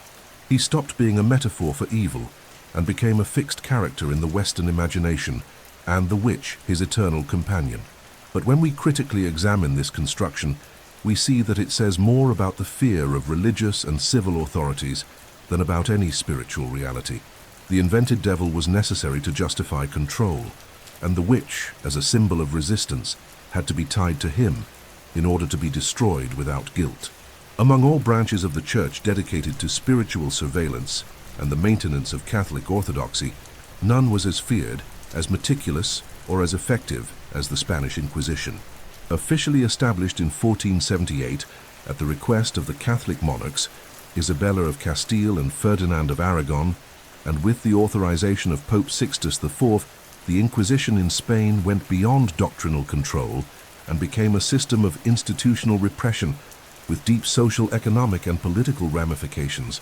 Although its initial focus was on converted Jews, conversos, and later converted Muslims, moriscos, it also became a stage for the persecution of heretics, dissident intellectuals, mystics, illuminists, and inevitably, men and women accused of witchcraft and magical practices. Unlike other parts of Europe, where witchcraft was treated as a phenomenon tied to diabolical pacts, on the Iberian Peninsula, accusations of sorcery were often intertwined with charges of secret Judaism, disguised Islam, or deviation from Christian faith. This made the Spanish Inquisition a tribunal with multiple targets, a mechanism of moral and ethnic surveillance. The witch, in this context, was not merely someone who practiced magic or knew herbs.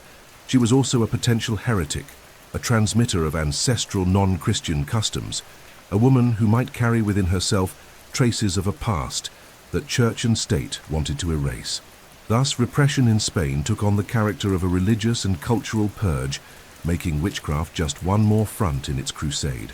The methods of the Spanish Inquisition were meticulously organized. The autos de fe, public ceremonies in which the condemned were paraded, humiliated, punished, and often executed, became spectacles of power and collective fear. The accused were imprisoned in underground dungeons, kept incommunicado, interrogated for weeks or months and forced to confess, almost always under torture. Informing was encouraged, and many confessed not from guilt, but from fear, delirium, or exhaustion. Inquisitors did not accept partial repentance. The defendant either confessed everything or was deemed a liar, a persistent heretic, and condemned to the flames. The absence of proof was irrelevant. A neighbor's testimony or unusual behavior was enough. In the Basque and Navarrese territories, in the north of the peninsula, witchcraft accusations reached even greater proportions. Local traditions, with a strong presence of pre-Christian rituals, nature worship, and magical practices tied to fertility and agricultural protection, clashed with Catholic orthodoxy. In these regions occurred some of the most notorious witch trials in Iberian history, such as the Zugarramurdi witch trials in 1610, Hundreds were accused of participating in nocturnal sabbaths, magical flights, collective spells, and demonic rituals. Most of the accused were peasant women, elderly, midwives, or healers, the same figures persecuted across Europe. Despite the lack of material evidence, 11 people were burned alive, including some who had already died in prison, whose corpses were exhumed and symbolically burned. The Portuguese Inquisition, established in 1536 and also active across the peninsula and its colonies, such as Brazil, followed a similar structure. Women who practiced natural healing, folk blessings, African or indigenous rituals, or simply knew too much about the body, plants, or the stars, became targets. Control extended to the people's cultural practices, music, dances, folk beliefs, forbidden names. Even the most harmless traditions, like wearing rue behind the ear, making candle spells, or drawing symbols on doors, could be denounced as signs of a demonic pact. And fear spread like a shadow. No one was safe. Not the woman who helped deliver babies, not the old man who interpreted dreams, not the child who asked too many questions. The most paradoxical aspect is that, in many cases, inquisitors themselves acknowledged that real witchcraft did not exist. Letters, reports, and internal records contain notes of skepticism, but that never stopped the condemnations. The inquisitorial structure was a political and moral mechanism of control. It did not require truth, only function. And the figure of the witch, like the secret Jew, the Morisco, or the heretic, served as a symbol of the other to be eliminated, of deviation to be corrected, of the unwanted presence threatening the dominance of faith and culture. Over time, the number of executions declined, especially in the 18th century, as the Enlightenment began to question the Inquisition's methods and the Church's absolute power. Yet the inquisitorial system was only officially abolished in Spain in 1834. Centuries of persecution left deep scars on bodies, in memories, in shattered families, in silenced knowledge. Even after the fires ceased, the fear they instilled remained. Fear of difference, of the feminine, of the popular, of the ancestral. The silence that followed repression was as profound as the scream of the condemned. Repression in the Iberian Peninsula did not erase the witches. It transformed their image. Where there had once been priestesses of the land, healers and advisors, now were seen threats, devil's servants, dangerous liars. Only today, with historical distance, can we begin to recover their true identities. Women who carried memories of other worlds, who resisted with whispered words, herbs gathered at dusk and dances that defied silence. And in recognizing this, we give name and face to what had been turned to ash and anonymity. At the end of the 17th century, just as most of Europe was slowly beginning to abandon witch trials, a new wave of collective hysteria and religious repression erupted in an unexpected place: the British colonies in North America. It was in the small Puritan village of Salem, in the state of Massachusetts, that the most famous and disturbing witch hunt in American history took place. What began with inexplicable convulsions, nighttime screams, and childish accusations quickly turned into a court case involving dozens of people, mass imprisonments, coerced confessions, public executions, and a legacy of trauma that would haunt the United States forever. Salem was not merely a belated echo of European persecution. It was a violent condensation of the Puritan obsession with sin, discipline, and social control. The year was 1692. The winter had been harsh. Political and economic tensions between neighboring villages were growing, and the Puritan community lived under extreme moral and religious rigidity. In this tense context, two girls, 9-year-old Betty Paris and 11-year-old Abigail Williams, began to display behaviors considered strange. They screamed, contorted their bodies, threw objects, claimed to see shadows, and felt evil presences. Physicians of the time, unable to find physical explanations, diagnosed malignant influence, that is, witchcraft. Pressured by adults, the children named the guilty. 3 marginalized women from the village: Tituba, an enslaved indigenous Caribbean woman; Sarah Goodinpaddy, a pregnant beggar; and Sarah Osborne, an elderly woman who had stopped attending church. From these accusations, Salem spiraled into judicial delirium. Over the course of several months, more than 200 people were accused of witchcraft, including men, women, and even children. Many were arrested, shackled, interrogated, and subjected to unbearable psychological and social pressure. The special court created to handle the cases accepted spectral evidence, that is, visions, dreams, or hallucinations, as valid proof. If someone claimed to have seen a spirit of the accused attacking them at night, that was enough. The inquisitorial logic of Europe was replicated on American soil with renewed zeal, this time without the constraints of the more developed legal traditions that ironically had begun to protect accused witches back in Europe. Executions were swift and public. 10 women and 6 men were hanged. One man, Giles Corey, was crushed to death by stones after refusing to enter a plea. His last words, "More weight," became a symbol of silent resistance in the face of injustice. Hundreds of others remained in prison for months under degrading conditions. Families were ruined, properties confiscated, children orphaned. The community, once united by its severe moral code, fractured into fear, distrust, and irreparable grief. Tituba, the first accused, played an ambiguous and complex role. Under torture and threat of death, she confessed to seeing the devil, participating in rituals and flying through the air, a narrative that mixed African, indigenous, and European imagery. Her confession, forged under pressure, validated the authorities' suspicions and encouraged new accusations. The Salem case demonstrates how witchcraft, as an accusation, was a cultural projection shaped by fear of the other, the feminine, the foreign, the deviant.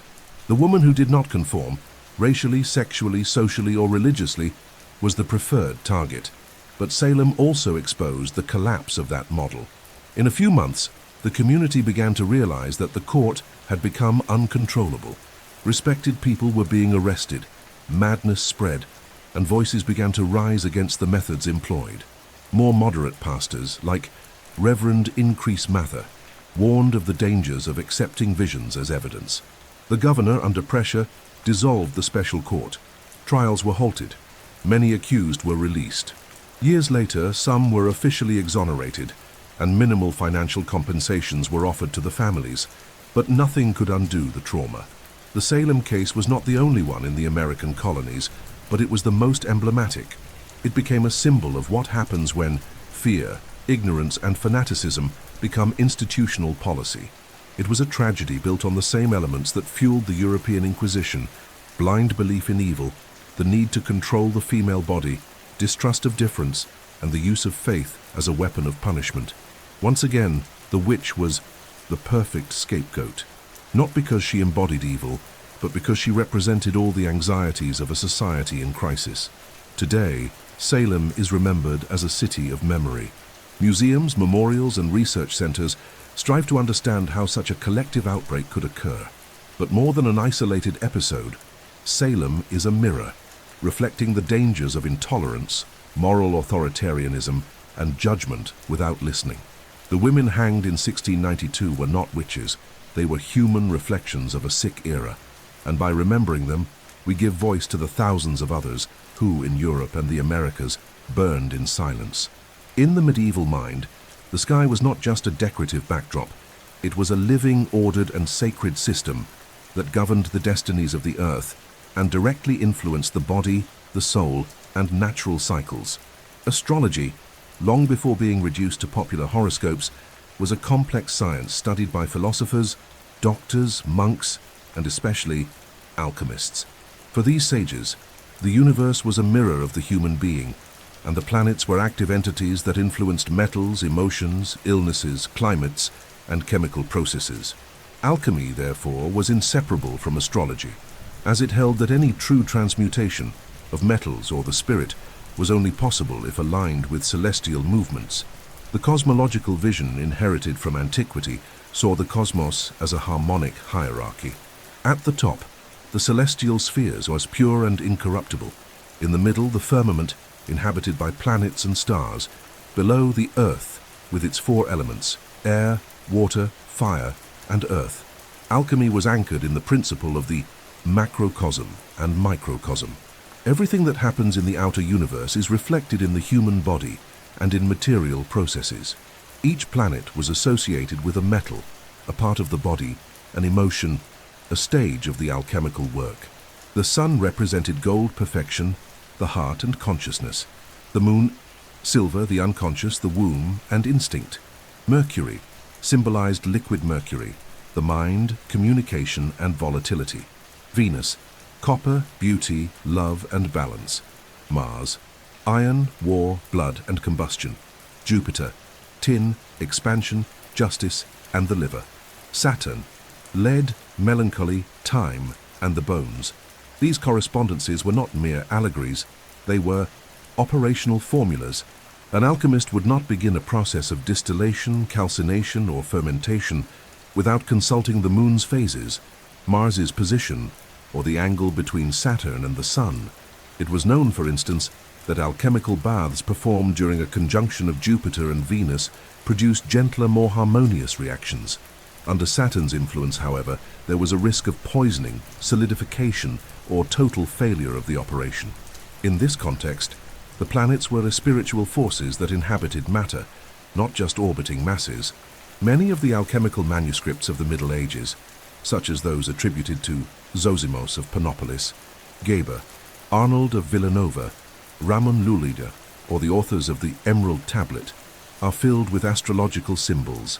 The alchemist had to master both the Hermetic language and planetary cycles, and more than that, he had to live in harmony with the heavens.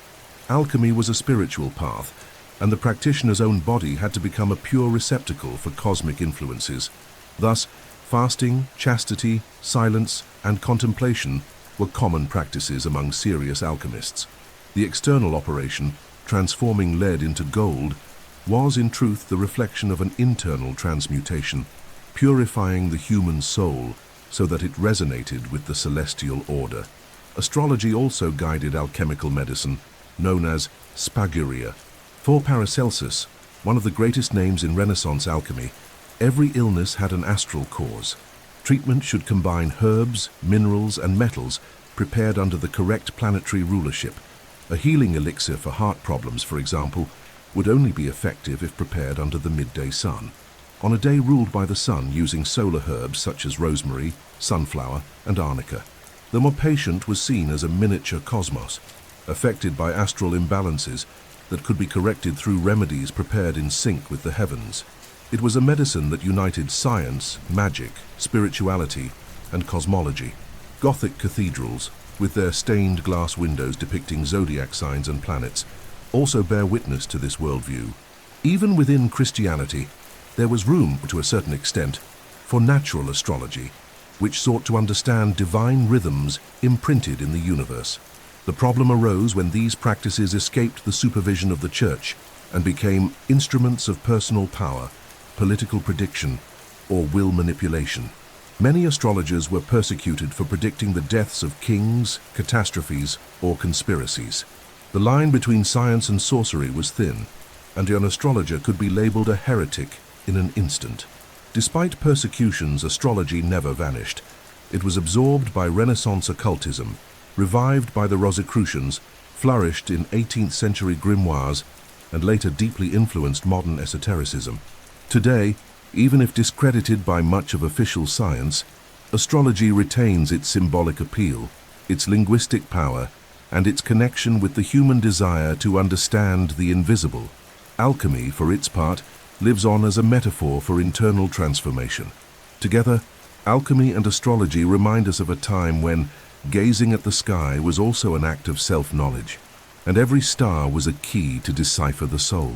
In a time when most of the population was illiterate and books were rare, exorbitantly expensive and copied by hand in monasteries, there were works that circulated on the fringes of society. Secret books, hidden manuscripts, pages bound in leather or vellum that belonged neither to the monks' libraries nor to the nobles' shelves. These were the grimoires, compilations of magical knowledge, alchemical recipes, spiritual invocations, angelic and demonic conjurations, healing formulas, astrology, hermetic symbols, and maps of an invisible world that only the initiated dared to decipher. They were feared forbidden books, and for that very reason desired, instruments of power that survived the fire of the Inquisition and still captivate modern scholars. The term grimoire comes from the Latin word grammatica, which initially referred to scholarly knowledge, but in the Middle Ages it came to denote any book of occult knowledge. Contrary to popular belief, not all grimoires were evil. Some served as guides to spiritual meditation, angelic contact, or deciphering the mysteries of the universe. Others, however, contained instructions for demon summoning, blood pacts, curses, and revenge spells. This ambiguity was essential to their nature. Grimoires were neither good nor evil. They were more tools, whose morality depended on the user's intent and purpose. Among the most famous grimoires of the Middle Ages and the Renaissance is the persecuted, a monumental work of magical astrology translated from Arabic into Latin in the 13th century, containing formulas to attract love, dominate spirits, and manipulate the elements. Another fundamental text is the Book of Saint Cyprian, an Iberian collection of spells, prayers, and pacts attributed to a saint who, according to legend, had been a sorcerer before converting to Christianity. Also notable is Pietro d'Abano's Heptameron, with planetary rituals for each day of the week, and the Fiqh of Solomon, Clavicula Salomonis, one of the most renowned ceremonial magic manuals containing protective circles, Kabbalistic symbols, and instructions for controlling invisible entities. Grimoires circulated in secrecy. They were handwritten, passed from master to disciple, hidden in attics, encrypted with hermetic alphabets, and sometimes buried with their owners. In many regions, simply possessing one of these books was enough for a charge of heresy or witchcraft. The church labeled them as forbidden books, often confiscating and publicly burning them. Yet even among inquisitors, there were those who read them in secret, trying to grasp the limits of forbidden knowledge. Paradoxically, some of the most complete grimoires have survived precisely because they were preserved in the Inquisition's own archives, as evidence or material for study. The contents of these books were highly symbolic. A spell was rarely a direct phrase. One needed to know the signs, planetary hours, the true name of the spirit, the symbol corresponding to the invoked element, and the purification ritual required beforehand. Everything was ritualized. Many spells demanded fasting, herbal baths, specific garments, absolute silence, or sexual abstinence. The idea was that the operator would enter a state of purification and focus, becoming a channel between worlds. It was not vulgar magic, but a complex knowledge system requiring years of study and dedication. In alchemy, grimoires played a crucial role. Manuscripts like the Mutus Liber, Mute Book, featured sequences of encoded images with no text, where each figure concealed instructions for processes like distillation, transmutation, and spiritual sublimation. The absence of words was intentional. Only the initiated in the symbols could understand. Other texts blended alchemy with Kabbalah, angelic magic with sacred geometry, medicine with astrology. These were interdisciplinary works, far ahead of their time, but deemed dangerous precisely because they escaped the control of religious orthodoxy. Despite repression, the demand for grimoires never vanished. During the Renaissance, with the rediscovery of hermetic texts, interest in these works experienced a revival. Philosophers like Giordano Bruno, Cornelius Agrippa, and John Dee studied and copied grimoires, attempting to recover the lost knowledge of antiquity. Some were persecuted, others vanished mysteriously, but the texts survived, passed hand to hand, and today are preserved in libraries like the British Library, the Bibliothèque Nationale de France, and the Vatican Archives, still holding their enigmas and enchanting researchers. The fascination with grimoires lies not only in their content, but in what they represent. They are the testimonies of forbidden knowledge, of humanity's quest for power, freedom, and transcendence. They are fragments of a world where the invisible was as real as the visible, where the written word held mystical force, and where knowledge was both salvation and condemnation. Studying a grimoire means approaching a forgotten mindset, a way of seeing the universe in which everything, stone, star, blood, breath, number, possessed language and intention. When examining the thousands of documented cases of witch persecution in the Middle Ages and the early modern period, one disturbing statistic stands out. The overwhelming majority of those accused were women. In some regions, more than 80% of those tried for witchcraft were female. This was no accident. The witch hunts were not merely a religious delusion or a historical misjudgment. They were also a structural project of social control and repression of female knowledge.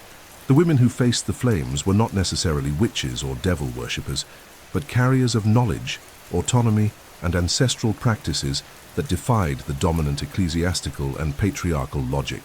The stake, in many cases, was the final punishment for those who dared to know too much, heal too much, speak too much, give birth too often, or live too freely outside the male Christian script.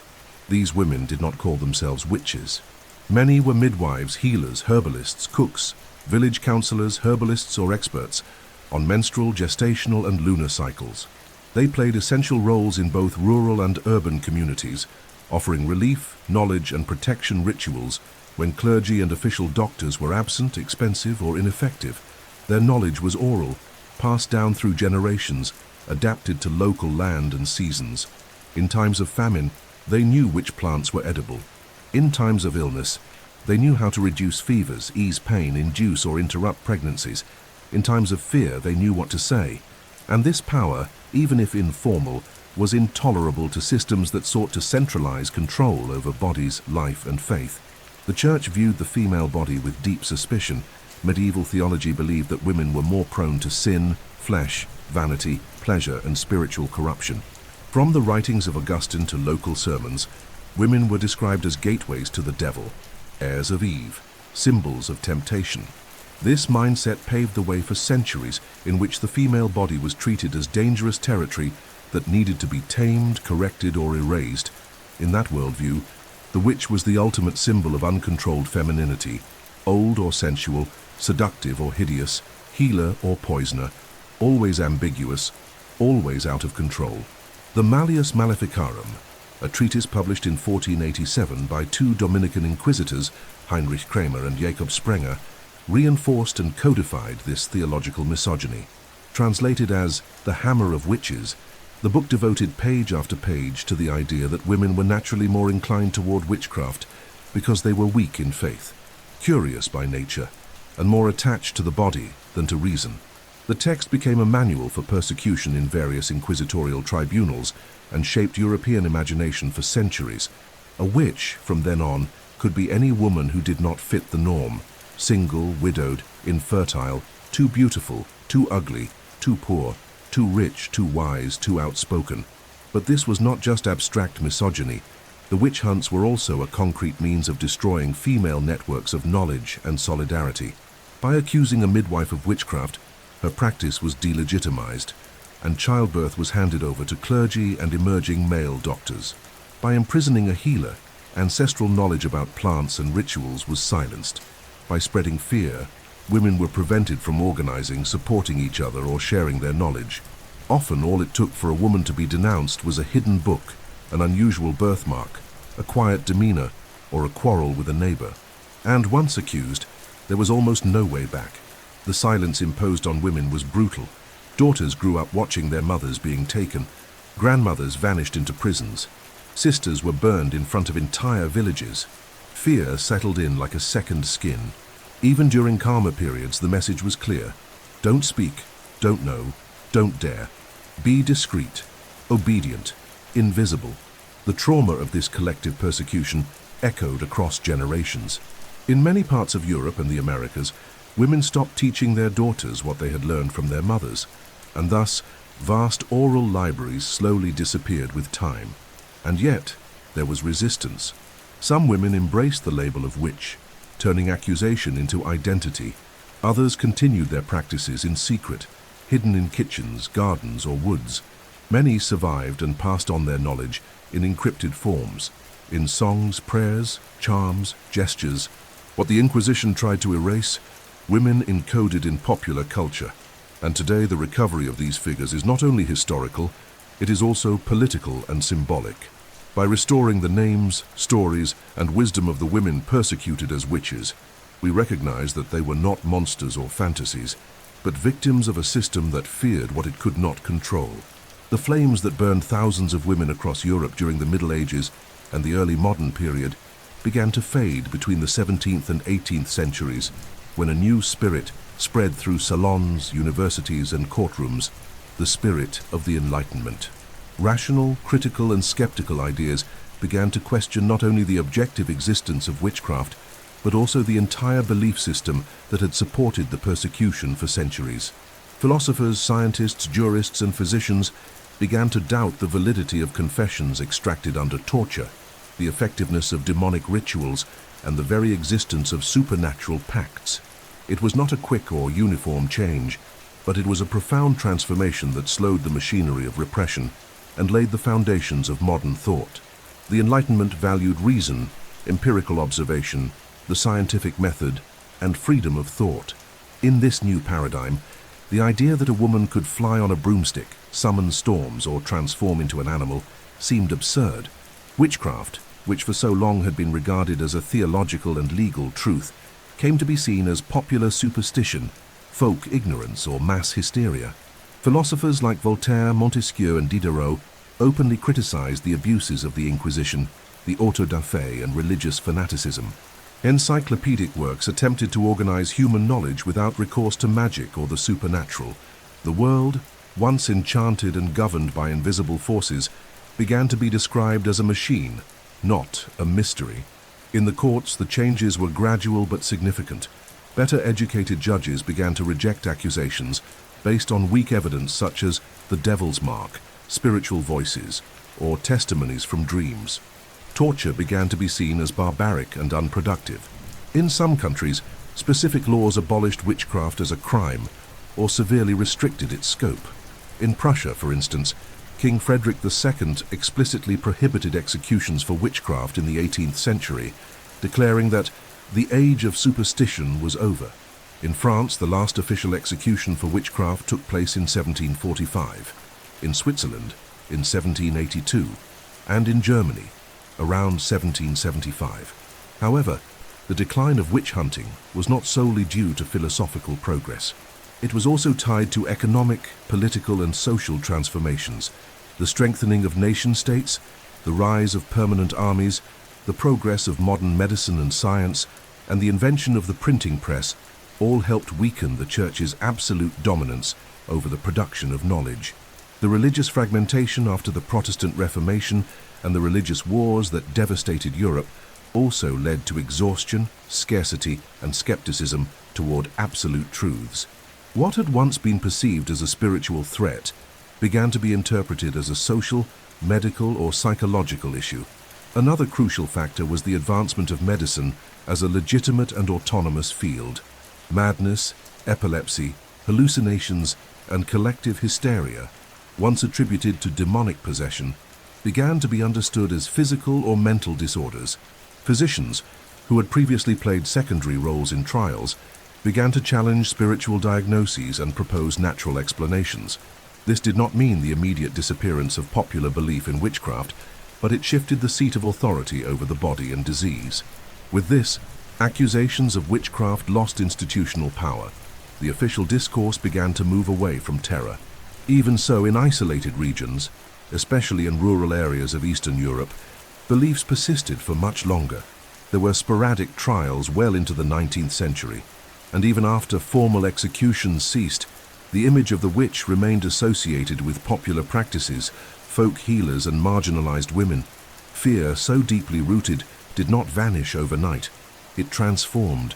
The witch entered folklore, fairy tales, gothic novels, horror stories, and later cinema and pop culture. She exited the courtroom and entered the modern imagination, no longer as a crime but as a symbol. It is important to remember that none of these women were officially rehabilitated during their lifetimes. Their deaths were mostly erased, their names forgotten, their families stigmatized. Only very recently, in the 21st century, have some countries begun to issue formal apologies to the victims of witch hunts.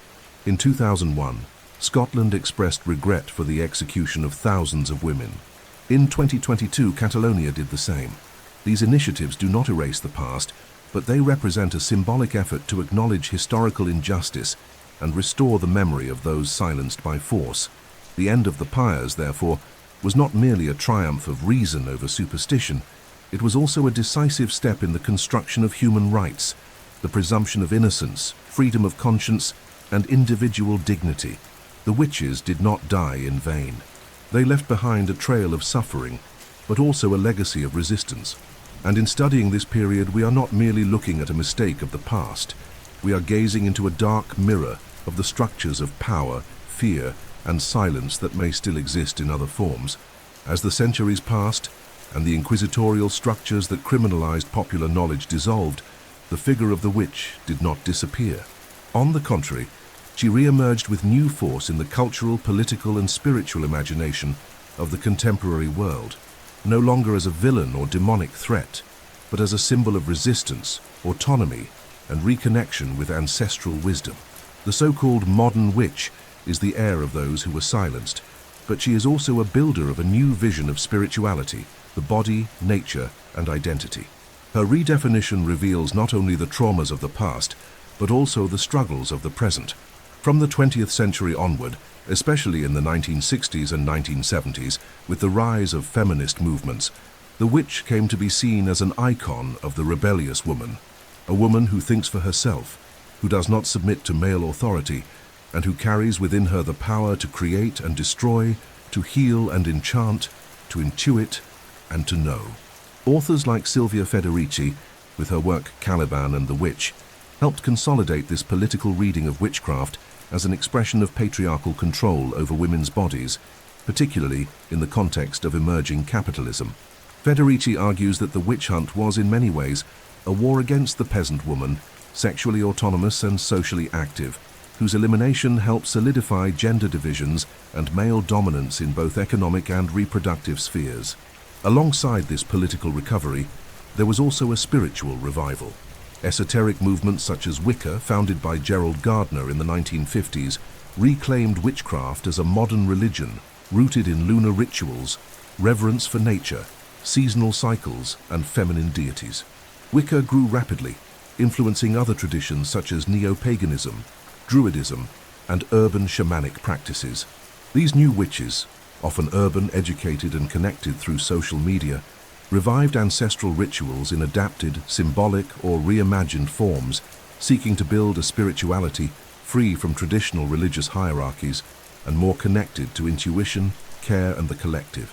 The contemporary witch is far from uniform. Some follow specific traditions, with family lineages, altars, personal grimoires, and seasonal celebrations like Samhain, Beltane, or Yule. Others see witchcraft as an individual and intuitive practice, blended with psychology, art, activism, and alternative healing. Some practice tarot, astrology, herbalism, crystals, oracles, moon meditations, or ritual writing.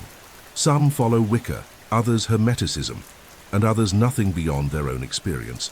What unites them is not doctrine, but the search for a personal, organic, anti-authoritarian, and often feminine spiritual knowledge. Social media played a central role in this resurgence. Terms like witch talk, insta-witch, green witch, kitchen witch, and tarot reader have spread globally, creating communities of women who share knowledge, recipes, symbols, and experiences in real time, connecting local traditions with global spiritualities. Unlike the isolation of the persecuted women of the past, the modern witch is networked, visible, organized, and in many cases, proud of the identity she has reclaimed. The word witch is no longer an accusation, it is a declaration. However, this resurgence also brings tensions. There are criticisms regarding cultural appropriation, the superficial consumption of sacred symbols from other traditions, the commercialization of spirituality, and the trivialization of ancestral practices. There is also the challenge of reconciling tradition and innovation, honoring past wisdom without reducing it to passing trends. Still, the movement continues to grow, especially among young women seeking alternatives to rigid rationalism, institutional religions, and consumerist models that distance them from themselves. The modern witch, therefore, is a point of convergence between past and future. She carries the echo of those who were burned, persecuted, and silenced. But she also carries the desire of those who wish to reconnect with the earth, with the sacred, with the feminine, and with more integrated forms of knowledge. She is a powerful symbol because she reminds us that knowledge can be resistance, that the body can be a territory of autonomy, and that spirituality does not have to submit to fear. To study the witches of the Middle Ages is also to understand why they have returned today with such force, beauty, and power. Because what was erased will always find a way back. And every woman who lights a candle, gathers an herb, studies the stars, or reads an old grimoire is not merely honoring her ancestors, she is awakening them. At the end of this long journey through the shadows and lights of the Middle Ages, one truth becomes clear. Alchemy and witchcraft were not merely isolated chapters of superstition or esotericism. They were complex expressions of an era in which knowledge, fear, and the sacred were inseparably intertwined. Each in its own way represented the human effort to understand and transform the world. While alchemy sought the transmutation of matter and spirit through formulas and metaphors, witchcraft embodied practical wisdom, rooted in daily life, the body, and the earth. Both were repressed, persecuted, and ridiculed, not for lack of value, but because they threatened the monopolies of knowledge, power, and institutionalized faith. Alchemy, with its silent laboratories, cryptic treatises, and symbols of gold and mercury, reminds us that modern science was born in part from the fires of those ancient furnaces. The transformation of lead into gold was often a metaphor for the spiritual evolution of the alchemist, a journey of purification, dissolution, and recomposition of the self. Even if its techniques now seem outdated, its worldview integrated body, soul, universe, and substance into a single web of meaning. Alchemy did not separate the visible from the invisible, nor knowledge from inner experience. It was at once science, art, and prayer. Witchcraft, in turn, leads us out of the towers and libraries and into the kitchens, fields, woods, and markets. It was knowledge passed down through feminine voices, through repeated gestures, through practices linked to the earth, blood, and lunar cycles. It was medicine and ritual, community justice and superstition, enchantment and care. And for that very reason, it was attacked with greater violence, because it placed in the hands of women, poor, elderly, marginalized, the power to heal, to love, to name, to narrate the world. Burning them also meant burning everything that escaped control, the female body, unwritten wisdom, unauthorized faith, and the everyday magic of survival, but none of it vanished. The hidden grimoires, whispered chants, and secret symbols remained in silence until they could be heard again. Today, these forms of knowledge return in many ways, in academic reinterpretations, in contemporary rituals, in free spiritual movements, in integrative healing practices, and even in the arts. The witch and the alchemist do not belong solely to the past. They inhabit the gaps of the present as memory, metaphor, and inspiration. Revisiting these themes forces us to reflect on how we treat what is different, mysterious, or challenges the norm. How many times throughout history has knowledge been silenced simply for not fitting in? How many voices have been stifled for daring to see the world differently? How many bodies have been controlled, punished, and erased in the name of order, purity, or truth? The long night of history, the one in which witches burned and alchemists were exiled, is also the night that shaped our ideas of science, faith, gender, and power. And to understand it is essential to avoid repeating it. Alchemy invites us to transform, witchcraft to connect. Together, these forgotten traditions open space for a new gaze upon the past, one that recognizes errors, honors suppressed knowledge, and listens to the echoes of those who were silenced. And perhaps this is the true philosophical gold we can still extract from the ashes of history, the awareness that all knowledge is also power, and that all power must be guided by listening, memory, and compassion.